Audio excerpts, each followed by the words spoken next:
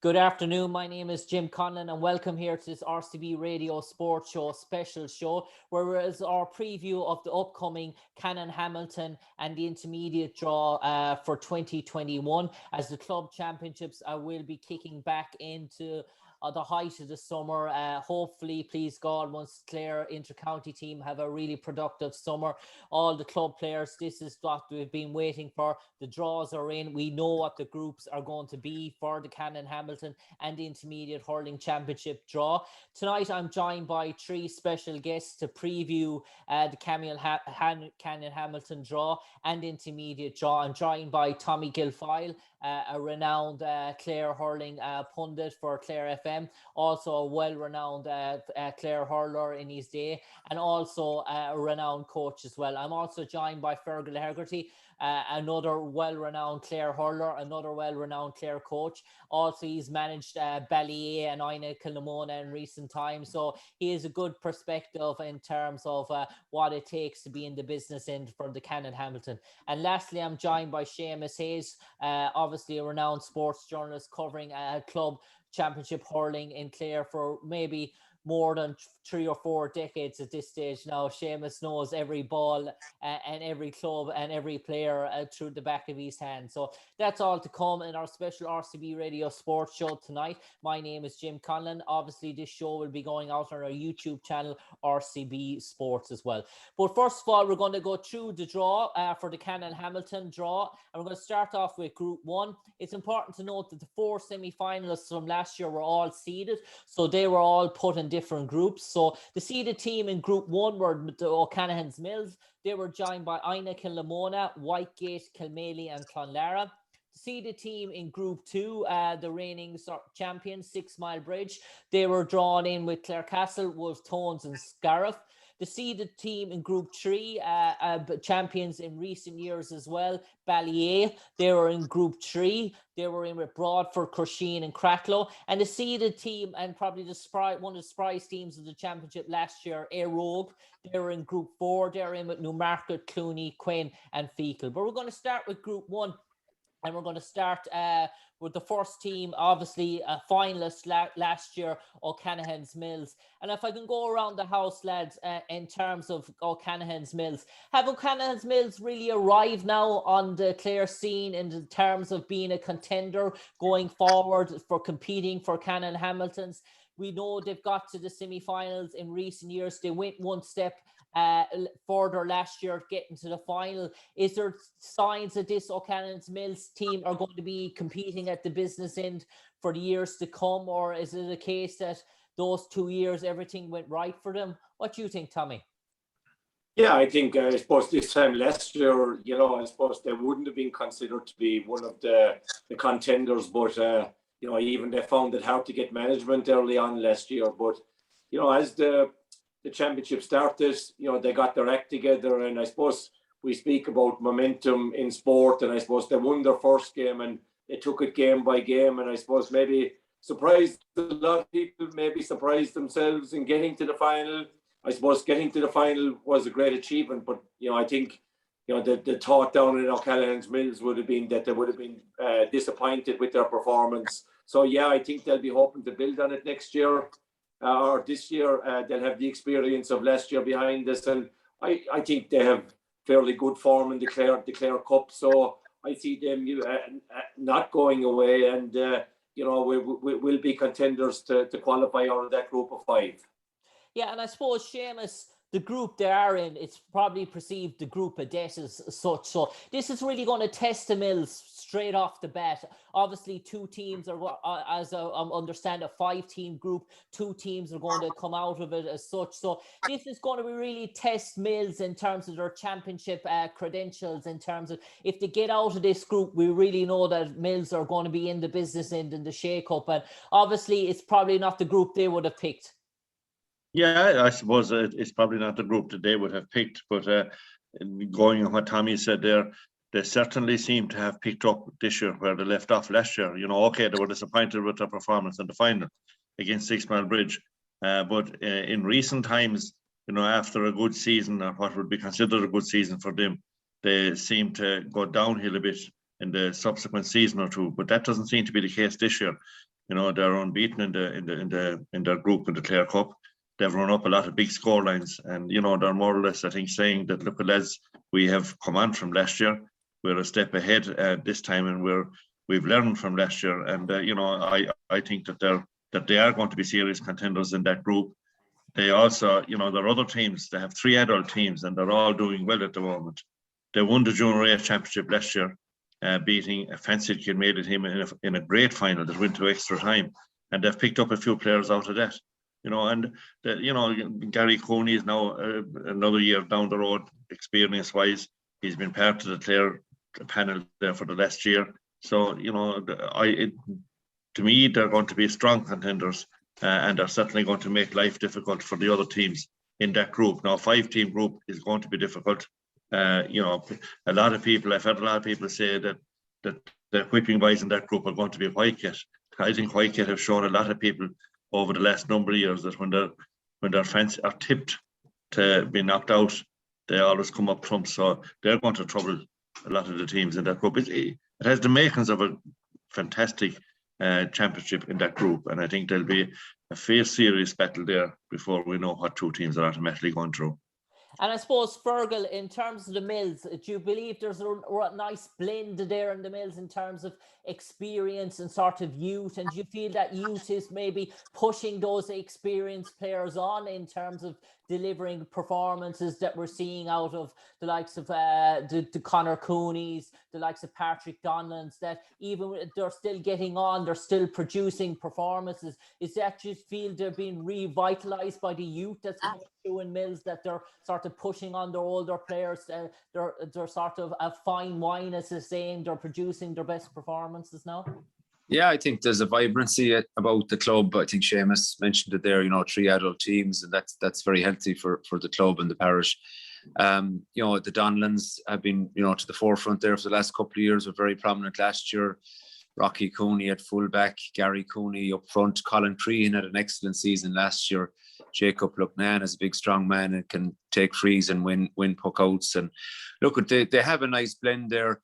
But that's a very tough group, you know, and I think the first game will be all important. If you win the first game, you know, you're on the road. But if you lose the first game, and then you have a couple of real tough games to come. So look, it's probably the draw that the Mills, you know, if you look at the history of the Mills the last couple of years, they've really struggled all the following year, albeit they're doing well in the Clare Cup now. But you know, the Clare Cup this year it's kind of a false cup in that, you know, it's run off very quickly without county players, etc.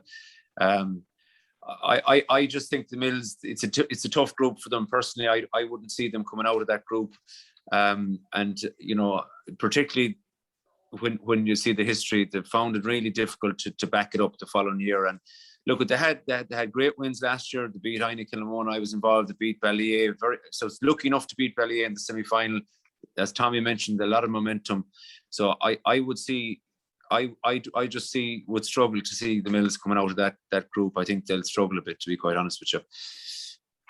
I suppose, Tommy, the next team up in that group, Ina Kilnamona, and I suppose the one thing we've always said about Ina Kilnamona throughout the years is so much potential. If you look at the underage sort of system, the players that they're producing, they're starring in county minor teams, starring in county under 21 teams, and we've sort of been waiting for Ina Kilnamona to come of age this sort of term in terms of senior hurling championship. Do you think we're further down the line in terms of their development and maybe transcending that onto the adult scene? Because no doubt they have the frequent success like Simon do underage in football. Ina Kilnamona have that in hurling, but we've yet to see them really drive that in terms of the senior scene.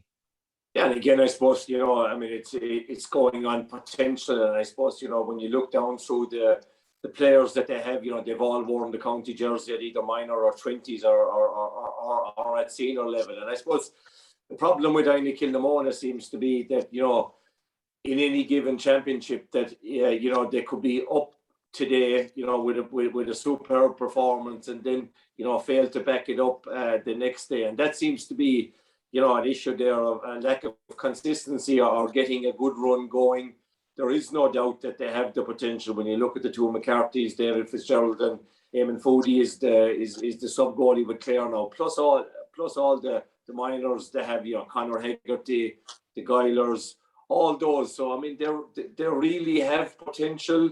And I suppose, looking at it from the outside at different stages, particularly in tight games, one fault that I would see with Aine Kilnamona is at times they lack leadership. So if some of those players can step forward, put their hand up, and when things are going against them, they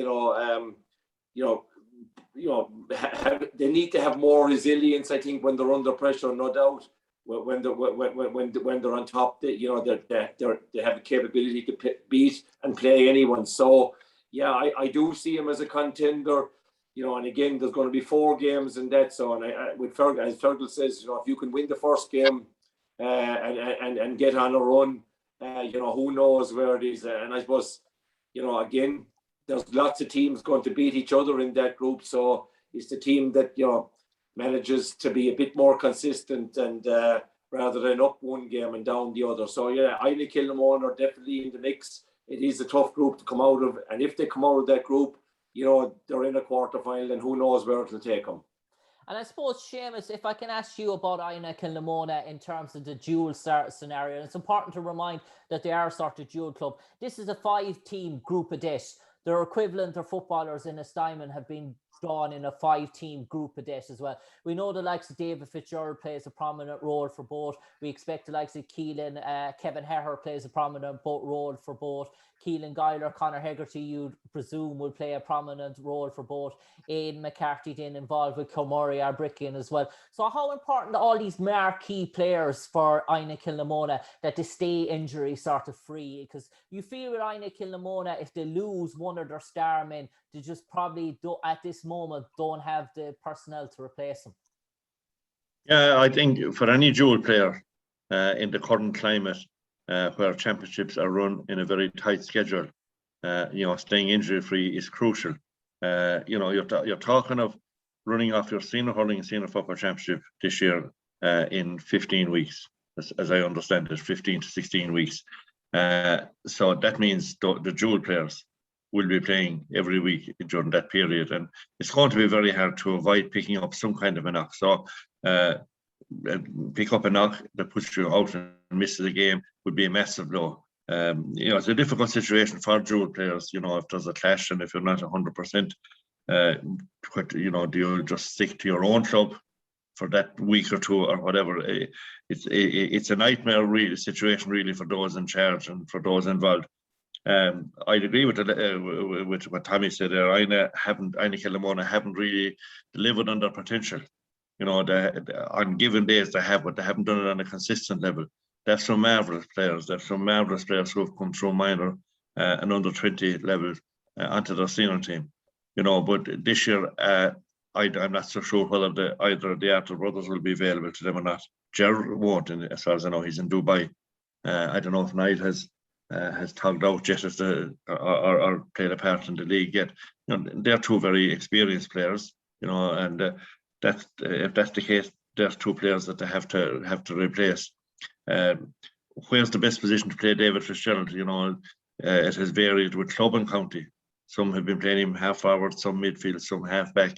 That's something that the management of the day up there will have to sort out as well to get the best out of these fellas, because they're top class hurlers, and that's a key question as well. They will make it difficult for every team in that group, and they will be knocking on the door to come out.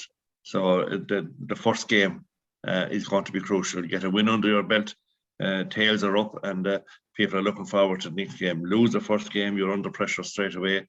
This year, 2 teams have been relegated from all championships because there was no relegation last year, which is obviously going to put additional pressure on the teams that don't win the first game or two. There'll be pressure on to avoid being in the position where you're into a playoff to stave off relegation. So there's so many questions to be answered. Right now, I think all teams will just be focusing on the first round. And I do agree with what Fergal said there, that this year's Cup, Clare Cup, and this year's various leagues present a bit of a false dawn, really. You're playing with our county players. There's no promotion at the end of the day in any of the leagues. So it doesn't really matter whether you win or lose. From that point of view, what clubs have been doing are kind of using the leagues to try out players and see what kind of a team they'll have come championship time. So, it's probably we're a bit ahead of ourselves maybe if we're kind of basing how we think teams will do based on their league results to date. They are an indication, but they're nothing like the Clare Cup and the various leagues of old, where form in those games would give you a much clearer indication as to where teams are going. That's not the case this year. It is time for Inagh Kilnamona to deliver, though. To deliver on the potential that they have been showing, and they're another club that have 3 adult teams. Numbers aren't really a problem. There's great work being done at underage level, so they need to step up to the plate now, and they need to get a few good results. But there's going to be some great games in that group that genuinely are, looking at the teams that's in it. I suppose, Fergal, we all know your history with Inagh Kilnamona, and I'm not going to really touch on previous years, but in terms of last year, you blooded 2 youngsters in the full forward line, Conor Hegarty and Keelan Guilfoyle, in terms of real 2 sort of stars in terms of underage hurling in the past. Obviously, they're involved with Sean Doyle's Clare 20s as well. In terms of their development, do you feel now Conor and Keelan will benefit from that year involved in senior championship, and how important was it for you to get them straight into the hustle and rumble of senior championship hurling last year? Yeah, well, I guess they made the team because we felt they were good enough, and they contributed very well in all our games. The lads, I suppose, have said it all there. We've flattered to deceive maybe in some games in the last couple of years. Sometimes the underage success is over-egged a bit. It's been a while now since we've won anything at underage. A couple of years since we won a 21. It's been a long time since we won a minor.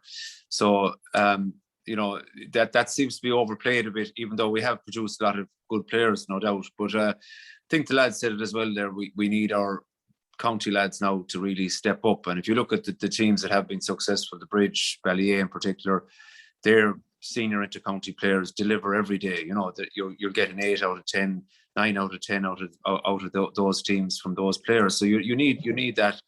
And but look at, I think last year 9 of our starting team were under 21. So that'll tell you how young. A lot of these lads are young. Even the inter-county lads, the senior inter-county lads, Aidan McCarthy is still very young. He's under 21 actually. If there was a 21 championship this year, so these lads are young. But I suppose there comes a time where you have to push on. But it does take a couple of years for fellas to mature. If you go back to when Ballyea won it, they were knocking on the door up to 2016 for a couple of years. They matured a bit, and with age comes maturity, and you need a few breaks along the way as well. I suppose Inagh Kilnamona were unlucky a couple of years ago there against the Bridge in a semi-final. Seemed to have one leg in the final, and just didn't get over the line in the end. And we know the Bridge went on to win 2 in a row. So you need a lot of things going your way, not just in that group, but there's whatever it is, 17 teams there. Everyone can beat each other. So the lads mentioned it there. Whitegate might be considered a soft touch in there, but you can guarantee they'll give, they'll rattle 1 or 2 of those teams and could turn them over. So it's not an easy championship to win, and just because you've won it underage, it doesn't hold for much at senior level, because every parish can put out 15 men from 17 to 47, and doesn't matter what you've won at underage, where you're barely able to compete at C level or you're in amalgamation.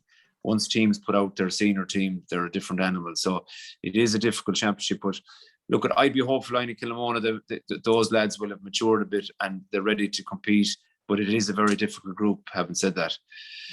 I suppose, Tommy, that brings us on to Kilmaley. And I suppose Kilmaley, for all their slickness, for all their style in terms of some risky hurlers, we think of Mikey O'Malley, we think of Mikey O'Neill, we think of Tom O'Rourke, for example, the Kennedys when they're playing, some really lovely, skillful hurlers. But Kilmaley have blown hot and cold far too often in terms of the championship in the last few years, and they have a tendency to self-explode when no one seems to expect it. So in terms of Kilmaley, has their chance gone in terms of maybe breaking through in terms of, we've seen the underage thing, maybe it's sort of drying up a bit now in terms of, have Kilmaley maybe had their chance in the past and maybe not taken it? No, I don't think so. I think it's something similar to what Fergal referred to there, that just because you have underage success doesn't mean, but you have potential. I suppose that's what you have. And again, something similar to Ina Kildamona, they lack a bit of consistency. They've changed management again, and I suppose, you probably couldn't get two more iconic people to take over the team in Conor Clancy and Colin Lynch, and there's talks that Brian Geary, the former Limerick selector, is some ways involved there as well. I think it's it. Kilmaley again, as you said, blow hot and cold. There's no doubt that they have potential on any given day, but I think it's coming soon now that they have to produce, because years slip by, and again, probably with so much youth, they probably, a lot was expected of them.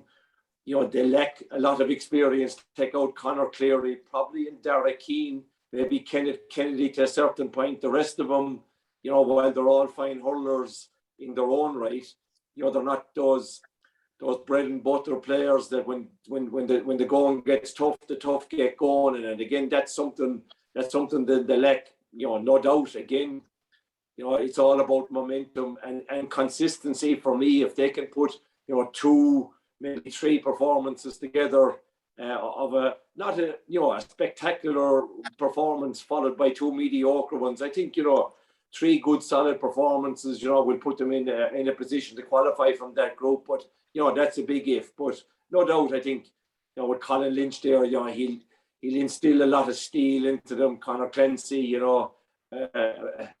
hurled for years there with Kilmaley, and so I think it's about time they did start to show or to capitalize on the potential they had. So again, with a bit of consistency, and again, a year older, those players, they'll be in the knockout. Seamus, Tommy mentioned a word there, steel, in terms of Kilmaley, and I suppose, has that been, for all the skill and the flash and the skillful hurlers, they're all similar types of hurlers. We think of Mikey O'Neill, Mikey O'Malley, Tom O'Rourke, all light, all skill. Have Kilmaley lacked that bit of steel when it's been put up to them, when the tongs have been in the fire, in terms of that physique along the middle? If you take out Conor Cleary, are they physically that bit light when they go up against the bigger teams? Do they impose themselves on them? Yeah, a lot of people would argue that they're not physically, strong enough, if you like. That a lot of their players are similar build and similar size-wise, but there's no doubting the skill that's in the squad out there. But they have been inconsistent, and on the days when they've been expected to deliver, they haven't delivered. The other thing, as well, I think anyway, that over the last number of years, various managements haven't maybe allowed them time to settle. One day you can see Mikey O'Malley full forward, the next day he could be midfield, the next day he could be wing back, and that's just one player now. There's a lot of other players that are continuously switched around, but they have very talented players. One of the most consistent players, in my opinion, in the county is Aidan McGuane, and he's been playing great hurling, very, very steady, and a key member of the lineup. Conor Cleary, as we've all said, has been there for the last number of years, very consistent, strong player. Mikey O'Neill, Sean O'Loughlin, very, very good young player as well, coming through and making a name for himself now on the forward line, has played at underage level for Clare. They have talent. It's just to get the consistency into it. But they have, on paper at least, have a great backroom team. Conor Clancy, Colin Lynch, I think Martin Meehan is in there, another man who starred for Clare hurlers in the past. And those lads know what winning is all about and what it takes to win. And I'm sure they'll instill a lot of that into the squad, and have them ready for the championship. But there's nothing guaranteed.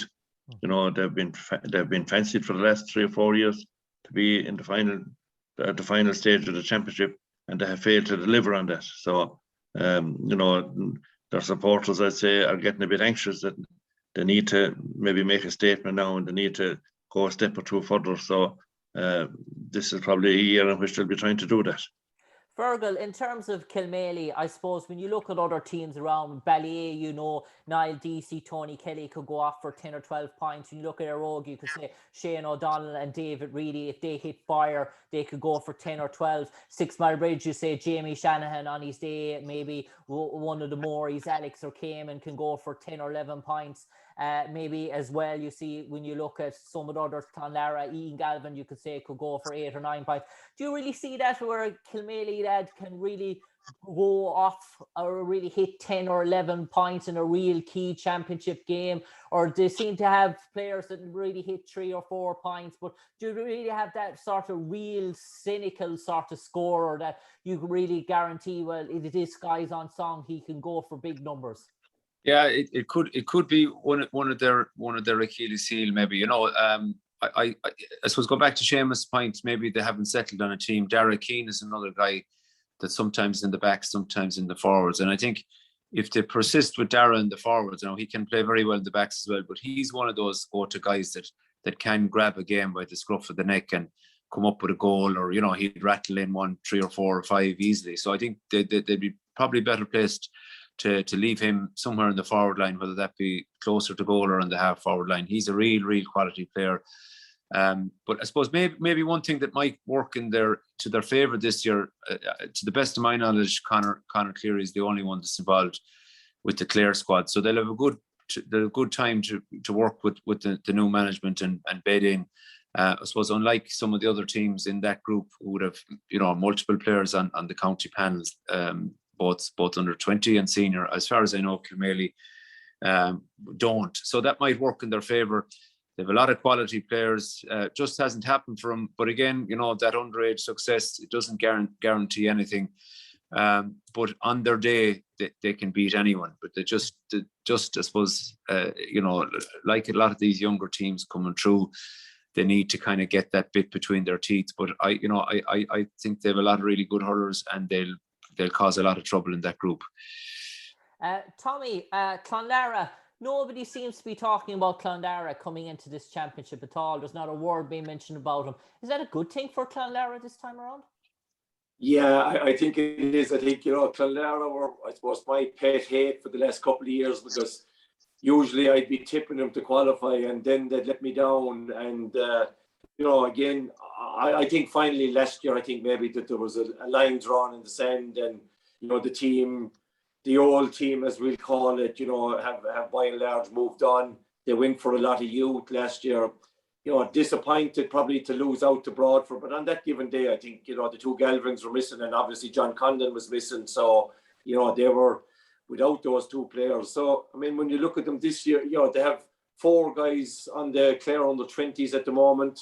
You have a return of John Conlan and Colm Galvin to the setup, you know, with those young lads. So I think it will suit them, because there won't be much spoken about them, or the expectations won't be too high. But, you know, they have good players in the O'Loughlin's. Tots will probably be still hanging around, you know, getting scores and stuff. So they may be the dark horses this year.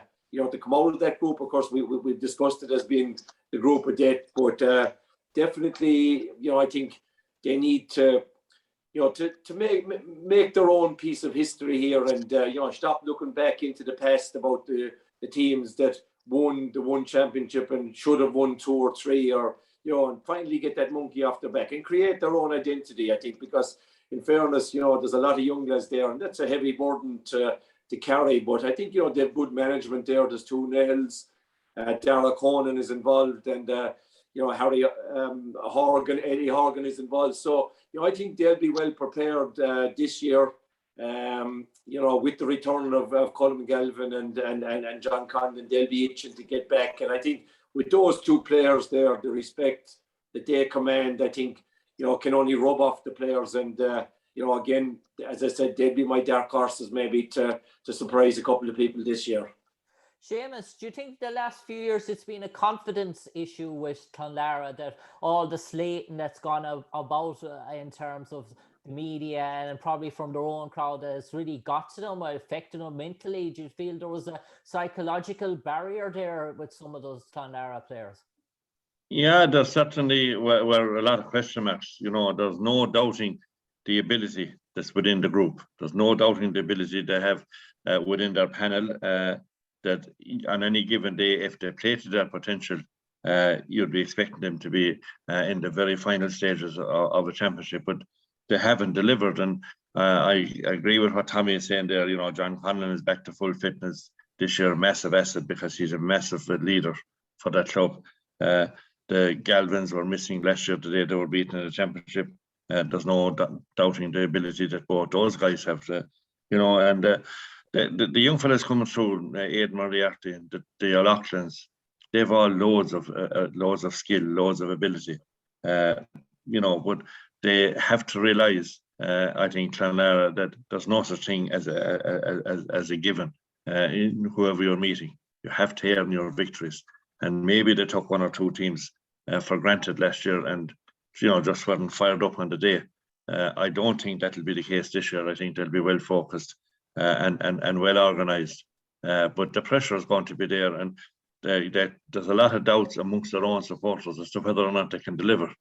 There's no doubt as to the ability that they have within the group, but to translate that onto the match day has been their problem. And that's the big question.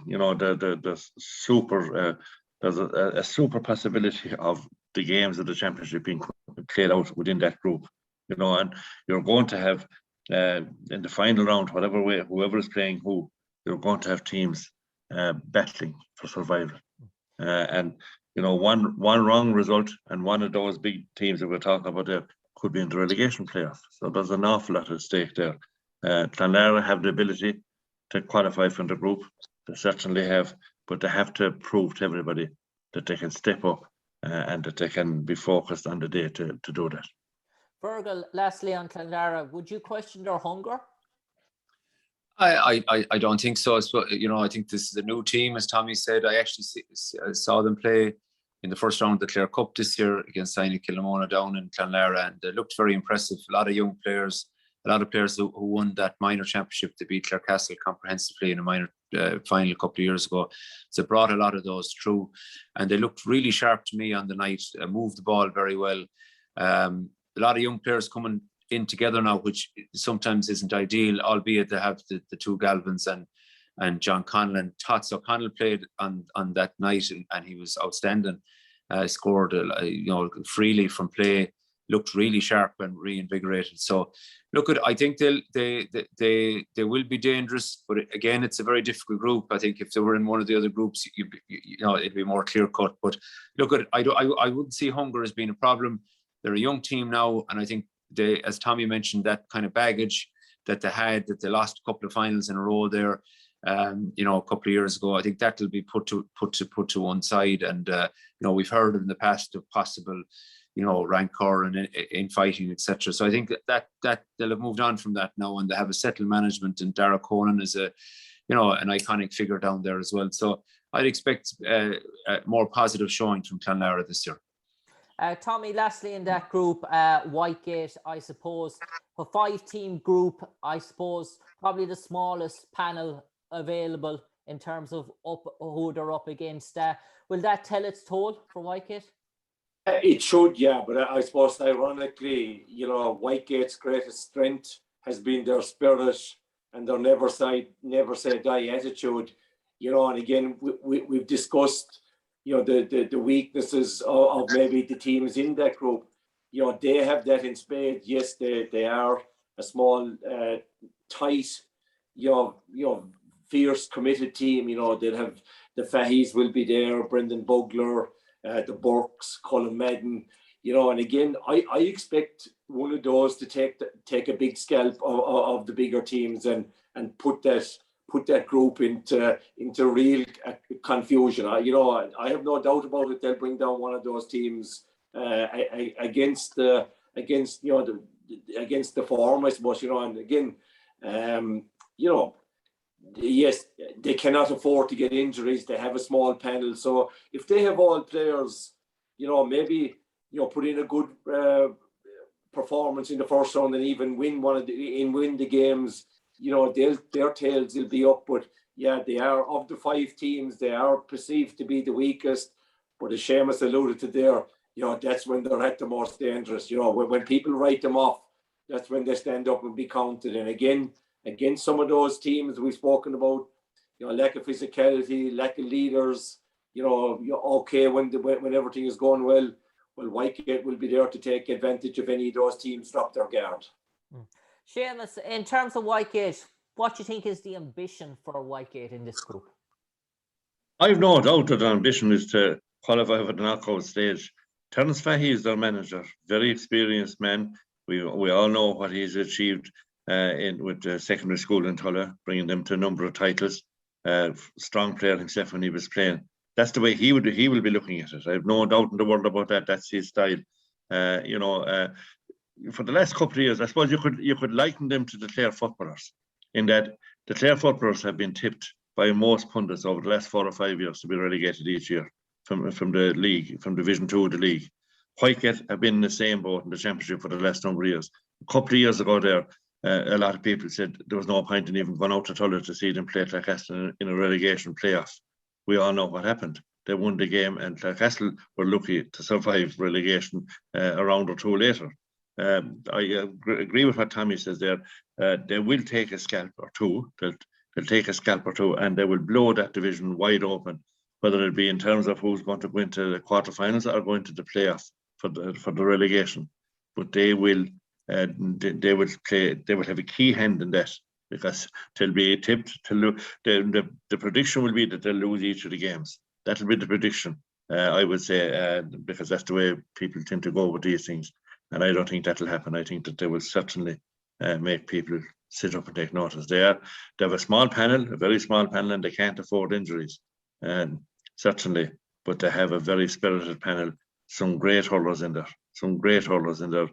who deliver for Whitegate year in, year out, and a couple of fellas now who have come through in just the last 2 or 3 years. So to answer your questions, I believe that they will be looking at qualifying, but they will play each game. They will take it one game at a time. Fergal, if you quieten Brendan Bugler, do you quieten Whitegate? Not necessarily. I seen them play last year against the Bridge in QC Park, and like Brendan was solid, but he wasn't outstanding. But so they have a lot of good players. I suppose the problem is they probably don't have enough of them. And I'd have to differ with the lads here. I personally struggle to see them winning any game in that group. Now, I could be wrong, but I just think they'll run a lot of teams tight. They ran the Bridge reasonably close, but they never looked like winning the game either, and they had a very defensive type strategy.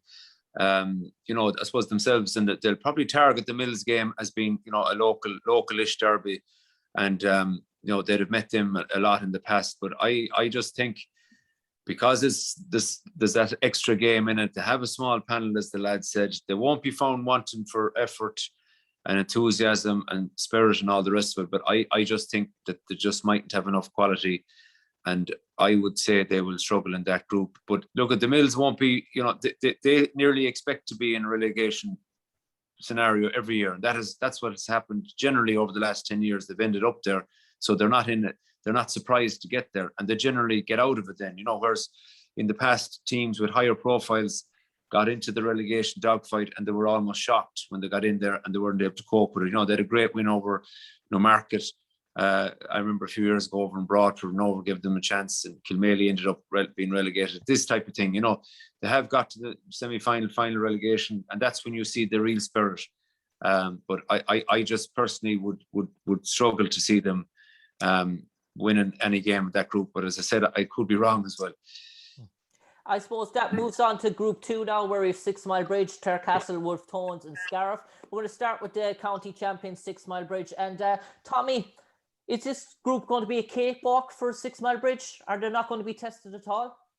Well, the general view is that it's probably, looking over the 4 groups, that it would be the easiest group. But as one of their club stalwarts, Christy Murray, stated, I think it was at a county board meeting in January or February, that if you're going to beat the Bridge, you're going to have to just train as hard as they do. But and again, they're going for 3 in a row, I think, never done before with the Bridge. So their sights are set on that. They won't be mentioning it. But I know, Davy and his management team, Pat Bennett, I think, has stepped up from Waterford this year and taken over from Saoirse Bulfin, isn't as much involved, if he's involved at all. So, I suppose each year, the Bridge, you'd say, would be contenders, and likewise, you'd say, could they and should they be able to win the championship? But yet, for the last 2 years, I think the amazing stat about the Bridge is, and we talk about styles of play, and the Bridge have a very defined style of play. They haven't scored a goal winning 2 championships, and that's an amazing stat.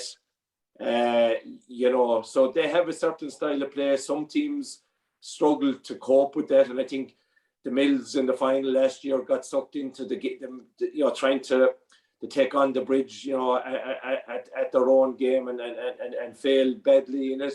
So, they're there to be shot at, but on all known form, they will top the group, and they will be serious championship contenders again. The big problem is, from not a big problem, but I mean, they haven't really added to that team. That team is very settled.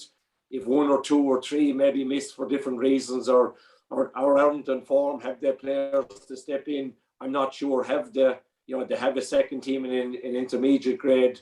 How much of those players will get a look in, I don't know. But on all known form, you'd say the Bridge should top that group and be major championship contenders. And in their view, they won't be saying it out loud, but that 3 in a row is a big ambition of the Bridge and the management. Seamus, a 6 Mile Bridge team that's been all conquering, I suppose, in the last decade or so. And yes, we're 2021. I know Shane O'Morey stepped aside, but you'd be imagined that all their success, that they would be carrying the spine of this Clare team, yet no involvement. And do you think it's a case where 6 Mile Bridge are probably the best balanced team rather than the best individuals? And they're a very settled team, and I suppose maybe there's a reason Shane O'Morey stepped back from the county scene. He was saying that because of a lot of niggles and work pressure. Jamie Shanahan has said his injury problems, but they have managed it well, and Jamie will be rested a good bit during the league games, but he tends to deliver come championship time, and they managed getting these fellas through the season like that. So they are a very settled team, and I think that's one of the pluses. And I suppose, I think was it Fergal was making the point there earlier. It's nearly an advantage for a club team now to have no more than 1 or 2, and if possible, on a county panel, because you have them all the time with your club. And you're able to kind of play a settled team more often than you would be with, say, in the older days, when you'd have 3 or 4 on county panels and you wouldn't have them, so you have to slot them back in when they come back in, and that's not an issue. With 6 Mile Bridge, they have a very settled team. On all known form, as Tommy says, they will be hotly fancied to top that group, and it will be seen as a surprise if they lose any game or drop any point within that group. So, winning the 3 in a row for the Bridge is a big thing, as far as from what I'm hearing.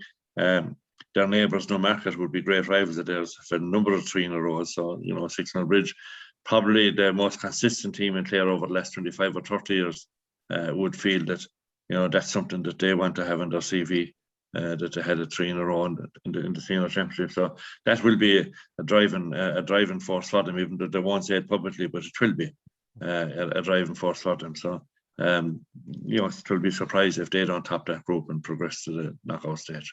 It's important to note that Paddy Fitz from 6 Mile Bridge is on the Clare team. Yeah. Fergal, just in relation to 6 Mile Bridge, and I suppose we know Davy instills that bit of passion, and do you feel maybe that Davy factor has given them that bit of extra drive? Because we always said about 6 Mile Bridge, whenever they won it, the year afterwards, maybe they probably lack that bit of motivation or sort of stuff. And when you look at Munster campaigns, 6 Mile Bridge, then they've sort of flattered to deceive in terms of Munster campaigns as well. So do you feel there's a few irons that 6 Mile Bridge want to be amend, really, in terms of their own sort of legacy, sort of this team? Because people look in this 6 Mile Bridge team, and while they're winning championships, they're probably rating them against other 6 Mile Bridge teams and saying that this is an inferior side.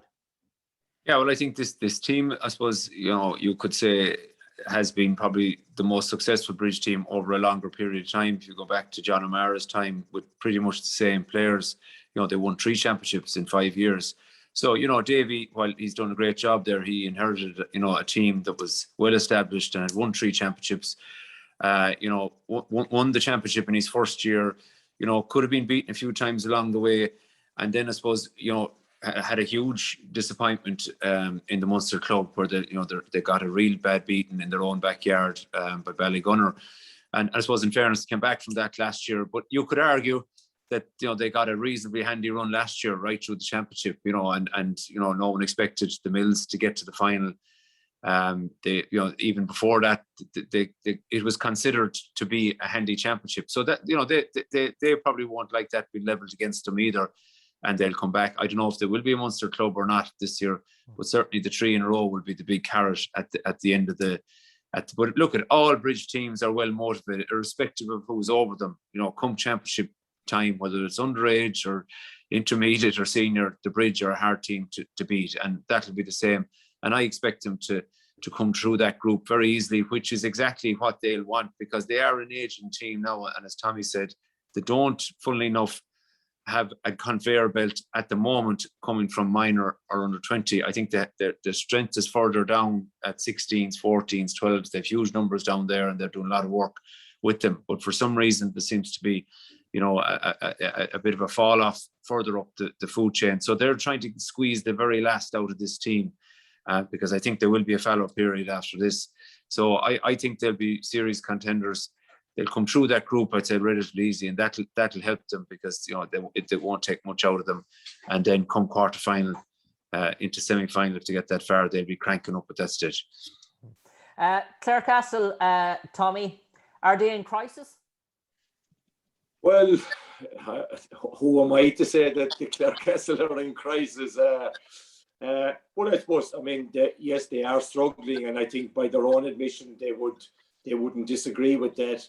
I suppose coming on the back of winning a couple of minors, and again, there has been a lot of change in management. They lack a lot of physicality, a lot of real leaders. When you think of the Clarecastle teams of yesteryear, you always had the Sheedies, so you had Sparrow, you had Daly, you had Fergie Toohey, you had all those players. I don't think that. I suppose it's very unfair to compare with those players I mentioned. But yes, they have been disappointing, and they have been hanging on. And depending on who you talk to in Clarecastle, they maybe felt that maybe it was the best decision would have been to get relegated or to go down and then need to rebuild and come back up again. But they're a proud club, and while they're senior, they will give it their best shot. But again, I think they will come up short. They have some good emerging players coming through there. Cian Galvin is there, Killian McDermott. And again, probably, a guy that would have been perceived as being the next big name on Clare hurling, Bobby Duggan. He coming from an underage. He had a couple of injuries. He was away for a while. So, they'll be looking for Bobby Duggan for leadership. Patrick Kelly is still hanging around there.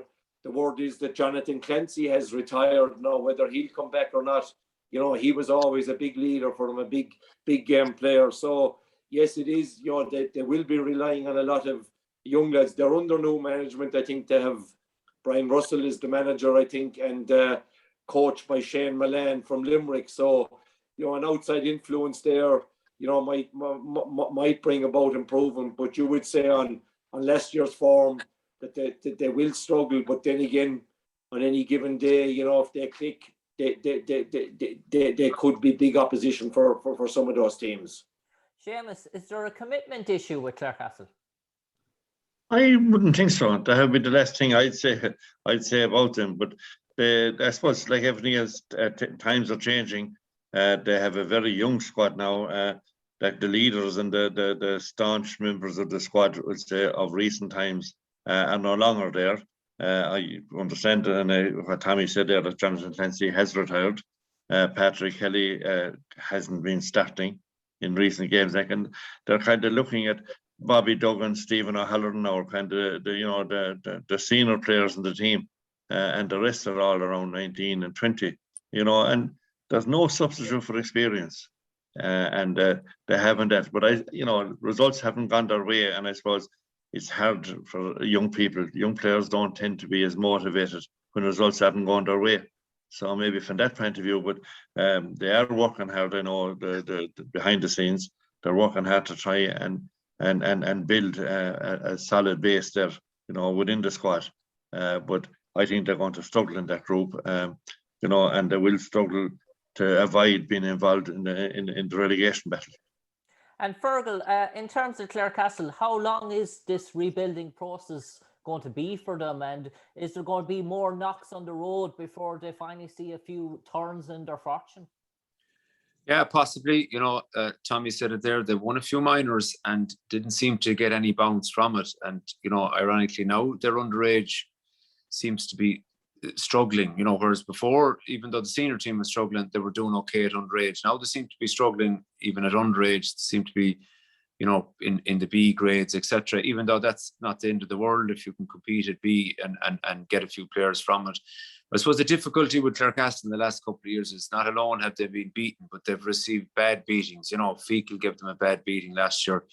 The Bridge have given them a couple of beatings over the years, and they've found themselves in the relegation final or semi-final, and there's almost kind of an expectation there now that they could be there again, even though I did meet some of their management team recently, and I suppose they are encouraged by that draw. They feel, leaving aside the Bridge, they feel they'll be able to compete with Scariff and Wolf Tone. So, I suppose if they have that level of confidence, then that gives them something to aim at. It's not the worst group in the world. I think of the four groups, it's possibly the best draw for them. They have something to aim at there.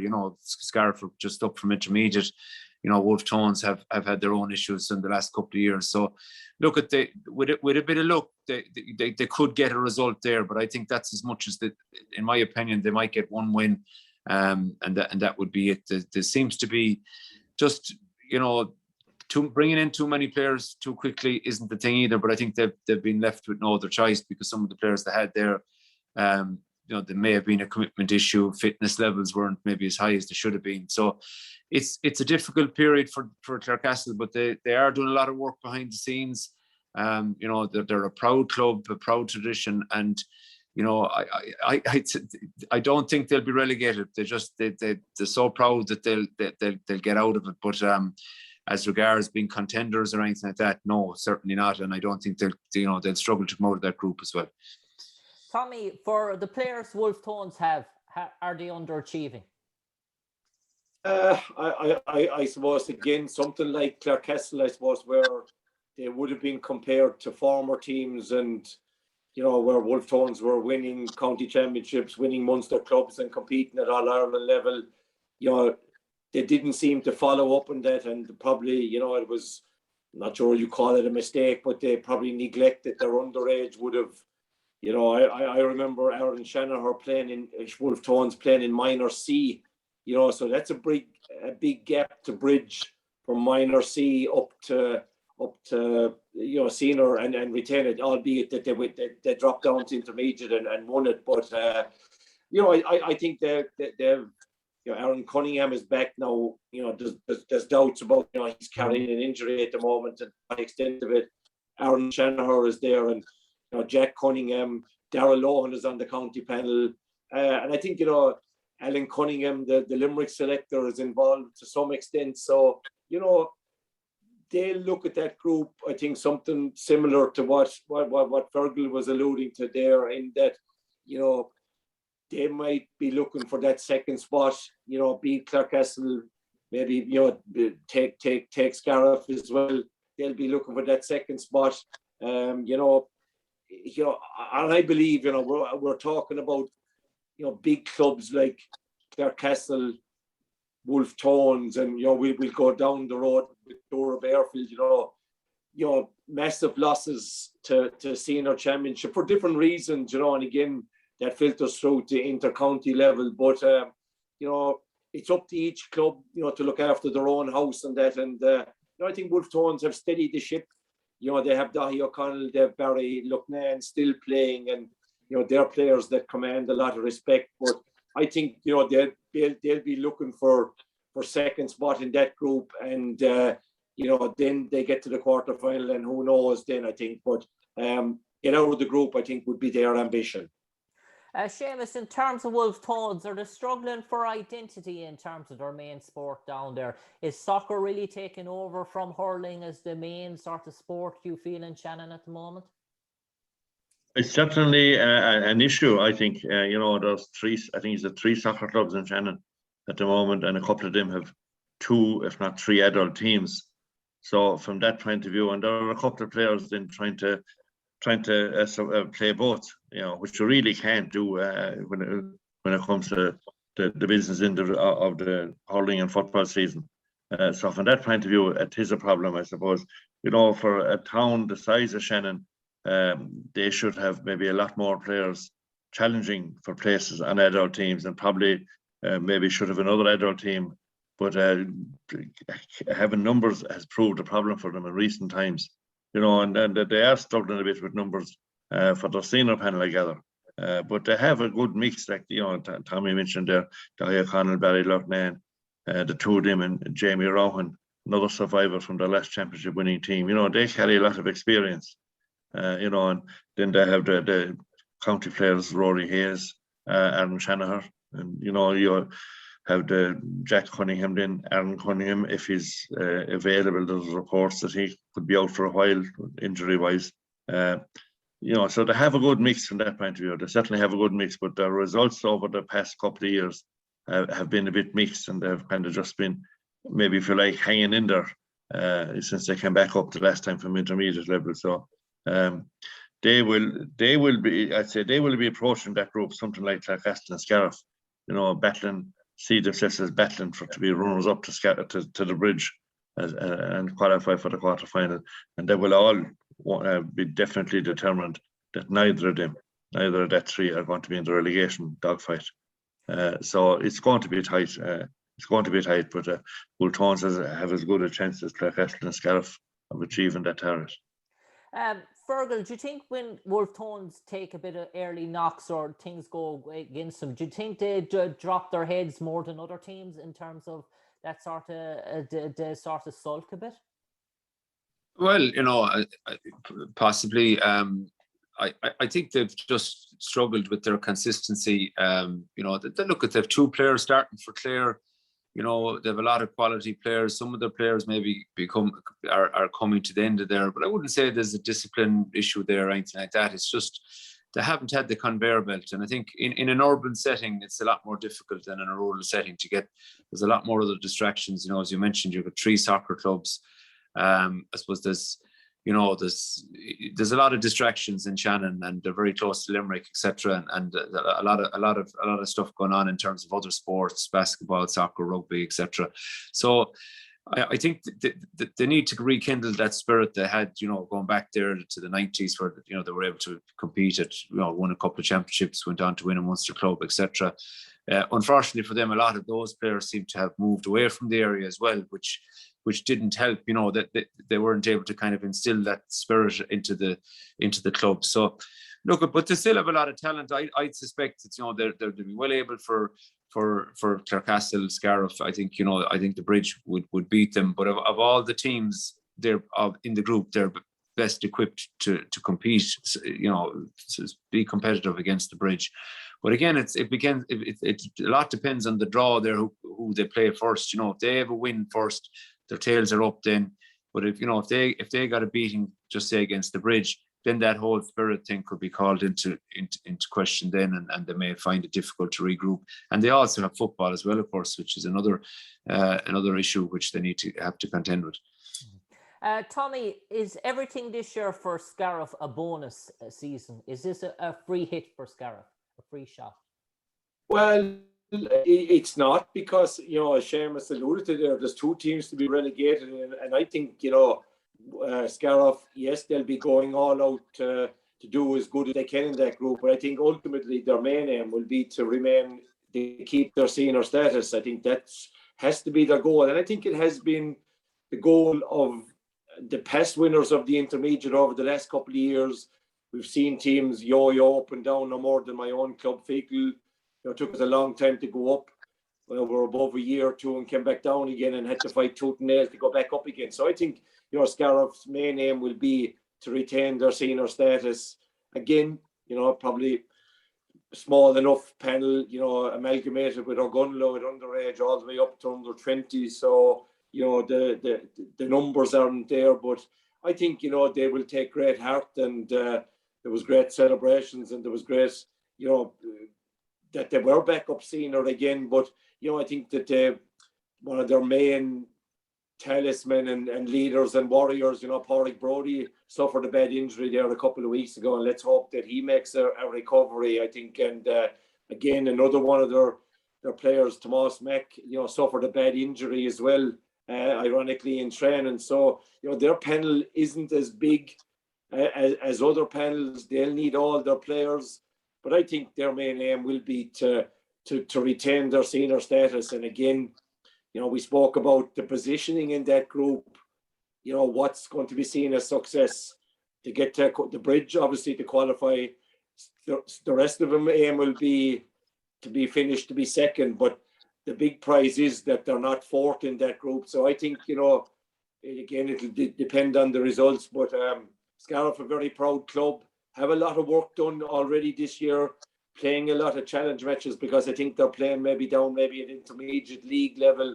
So they are playing, they've played, I think, Sarsfields, and they've played Gort the last 2 weekends. So, they're preparing for championship mode now. So, again, they'll leave no stone unturned. Seamus, surely Scariff won't fear Wolftones or Clarecastle? I don't think they will. I think Tommy put his finger on it there, and the rest commented to him there. They have high ambitions. And earlier this year, before the league started, they applied to be moved up a grade. They wanted to get up into the higher division because they felt that they needed to be up there in preparation for the senior championship. They entered the third adult team this year, so they have 3 adult teams on the go. So they have aims, and they have targets. From what I can see, they're putting in an awful lot of work behind the scenes, and with training and preparation. Mark McKenna is well organised as a manager. John Markham is still with him there from Wolftones. I gather Donald Maloney has been brought in a good lot to help out with some of their sessions and things. And in the past they have had him, and they've had John Minogue. They've had advice from Mike Mack, whom we all know what he has achieved. So they're leaving no stone unturned, and they have a good solid base there, and they were very focused last year to win the intermediate title. And obviously the last thing they'll want is to be battling to avoid going down a grade again. So they will be well organised, and I think that they will fancy their chances against Wolftones and Clarecastle. You're talking about they're going to be tight games, but there is still a step up from intermediate to senior. And whether that will prove a problem for them at the end of the day, I don't know, but they will make a battle of it. Fergal, given that Tulla, their bitter rivals and near neighbours, are down in intermediate and they're above in senior, in terms of that sort of bragging rights, in terms of that custodian, how important is it for the Scariff players as well to probably establish themselves as that sort of main sort of club out there, in terms of trying to the one-upmanship that goes on between Scariff and Tulla? Well, I think there's another club out there that would see themselves. Tommy Fergal, I think, would be the main senior club, in all fairness, out there at the moment. So I don't think they'd be looking at it like that. I think, they've got up now from intermediate. They struggled for a couple of years down in intermediate. Took them a long time to come up and had poor performances, but they've done huge work at underage, joining together, as Tommy said, with Ogunlo. But predominantly the teams have been filled by Scariff young lads, and they've competed very well at A. I've seen them playing a good bit now over the last couple of years at A level, and they've a lot of good players. And some of those players now, the names, forgive me, they wouldn't roll off the tongue for me now, but there's some lads now that wouldn't have played in the intermediate last year that will be eligible to play now because they're old enough, that would have played for Clare and that at under 16, 15 level. So I think the future is bright for Scariff. There have a lot of good work done there. There's a huge community, huge kind of spirit out there. I know Mark McKenna, Michael Long, they put in a lot of work there with this team. So I'd see, they'd see this group as being a huge opportunity. Again, like Clarecastle, this was possibly the best draw for Scariff. So, they have a huge tradition as well. Remember Scariff down through the years.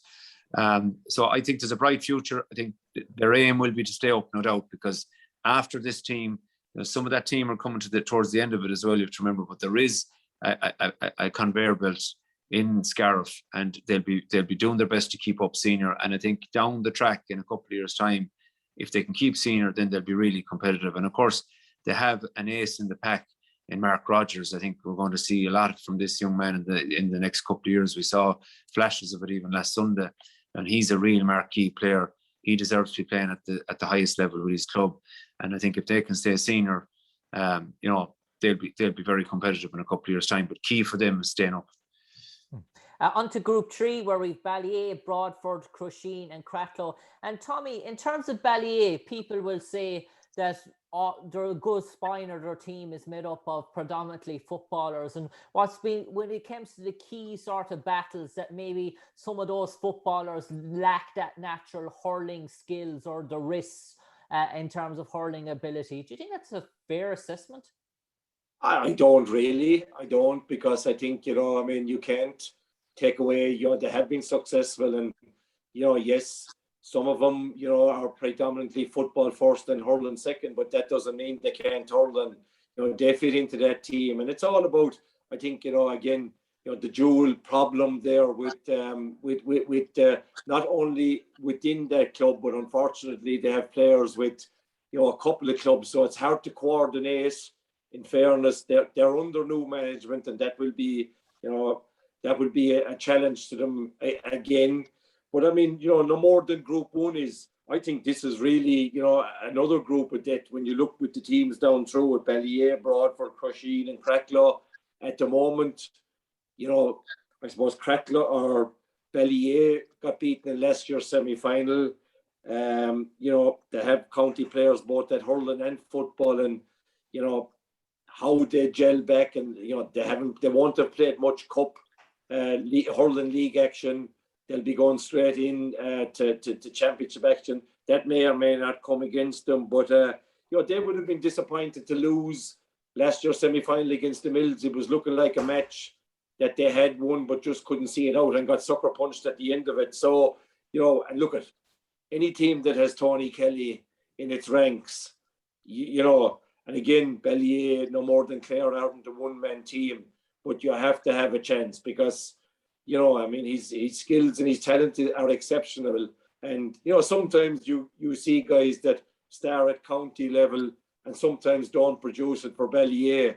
Well, that's one thing you can knock on the head. Tony Kelly always produces it. And, Jack Brown, Paul Flanagan, Niall Deasy, and then you have the likes of Gary Brennan, Pierce Lillis, the Caseys at the back. And again, they are going to be a formidable team. They will be a big, fit, strong team. And again, I find it hard to call the two that's going to come out of this group, but, Ballyea with a great chance. Seamus, what are the weaknesses in this Ballyea outfit? I'd say that Tommy kind of referred to there. If there's a weakness, is managing, putting all the players from the different clubs together. There's a lot of work to be factored in there. You have Pierce Dillis, Senior Footballer, Clare, Martin O'Leary with Kilmahel. Half the players that play for Ballyea play football for Clondigad, whether they're irrespective of which area they're from. So there's a huge, more than any other club, there's a huge dual factor there. And to nearly be easier to be operating a straight dual club rather than that situation because we have to factor in all those fixtures. So I think that's an issue. But this year Robbie Hogan is back as manager this year, the man that led him to their first championship some years ago. Stan Lenine is available this year. He was away in Australia last year and he captained them to their first championship. Now they're two big pluses right now to have those back. And if the rest of the lads can stay injury free, like Niall Deasy picked up a bit of a knock there a week or two ago, but I think they're confident enough he'll be okay come championship time. There's huge demands on Tony Kelly every day he tugs out. He's expected to work miracles, whether with club or with county, and he rarely fails to do that now. To be fair to him, he is such a fantastic hurler. But God forbid anything that he pick up an injury. That would be a massive blow to Ballier. So they would need him. Like Gary Brennan is slowly making his way back from an injury which troubled him for a number of months, a serious ankle injury, which happened last year in the football championship, and saw him miss out on the championship game where Ballier were beaten. But they have a very settled group of players, and that core of players, those inter-county players, they'll take marking and stopping by any team. And somebody mentioned earlier, I think you were saying just after that, there's often a thing leveled at them as a lack of skill amongst certain players, or amongst the football group, would say, within the Hurling setup. Having watched Gary Brennan score that great goal against Thurles a couple of years ago on the Munster club, he looked every bit as good a hurler as the top players in the country. And he'd be better known as a footballer. So, they're well able to, the dual players are well able to play both codes. They're very skillful. And, I think that's a big plus that they have. But it's, again, you're kind of looking at that group of experienced inter-county players, about 6 or 7 of them between both codes. There's an expectation on them to deliver every day. And it's the day that one of those might be held or might be outplayed or might be missing due to an injury. That could be a sad day for Ballier, because it could weaken their chances. But other than that, they're entitled to their position as seeded in the group. They have been consistent over the last 4 or 5 years, and they will be hard to stop them qualifying for the knockout stage. Fergal, do Ballier have the best spine in the county when you consider you probably have Flanagan and Brown maybe a fuller centre back, Kelly in midfield, maybe Brennan centre forward, DC full forward? Up along the middle, are Ballier the strongest team? Is it down the flanks where they sometimes come up short? Yeah, I think without question, they would have the best 5 or 6 players in the county at club level. I think that that, to me, unquestionably. And as I said at the outset, that some of the other clubs that are threatening to make a breakthrough, sometimes their top players maybe on a given day don't perform to the level that's expected. Whereas with Ballier, you rarely get it's nearly always 8 or 9 out of 10 from those guys. The guys we mentioned, Flanagan, Brown, Kelly, Brennan, and DC. So that gives you a great starting point for any team. And some of the other guys, the Pierce Lillises, the Caseys, we mentioned on the flanks, Gary Brennan's brother, Killian Brennan, they all contribute and they know their role, and they have a good system there, good ball winners, and they offload the ball to the man in the best position. So I think the fact that Clare footballers are beaten now and are out of it, and I know last weekend Pierce Lillis and Gary Brennan played the cup. They didn't play all the cup game, but they played, I think Lillis played a full game and Gary Brennan played a half a game and Killian Brennan played a half a game. So that's more than they would have been playing this time last year. So I think, if they come out of the group, then they'll be very dangerous. The more hurling they get, the more training they get. And of course, it depends on the football run. I think Clondegad's chance of doing something at senior football with this team has passed. And I, as far as I know, Tony Kelly didn't play football last year at all. Flanagan hasn't played football for a few years. Jack Brown didn't play football, as far as I know, with Kilmahan last year. Certainly didn't give it the commitment maybe that he would have. So I think they're very focused. They did their best to get Robbie back. And if anyone can manage that whole scenario with different clubs, it's Robbie. He's the Kofi Annan out there. He doesn't fall out with anyone. He'll bring them along with him. And I think they'll be a serious team in the championship this year. The time is finite, and they don't, again, like some of the other clubs, their conveyor belt doesn't seem to be churning out the players as much as they would have liked. Now, they have a few players that play the Flannans that'll come through and challenge, but they don't have the bulk of players coming through. They know it's this year, next year, and then things begin to change. It doesn't stay like that forever. So they'll be going all out to win the championship this year. I think they'll come out of that group, even though it's not the easiest group. And I suppose another factor there is they're playing Crusheen, and Kevin Sheehan is managing Crusheen. It's probably the draw that Kevin didn't want, and it's the draw that Ballier didn't want. They hold Kevin in high esteem out there as a player and as manager. He was manager when they won the second championship. So there'll be plenty of spice in that one.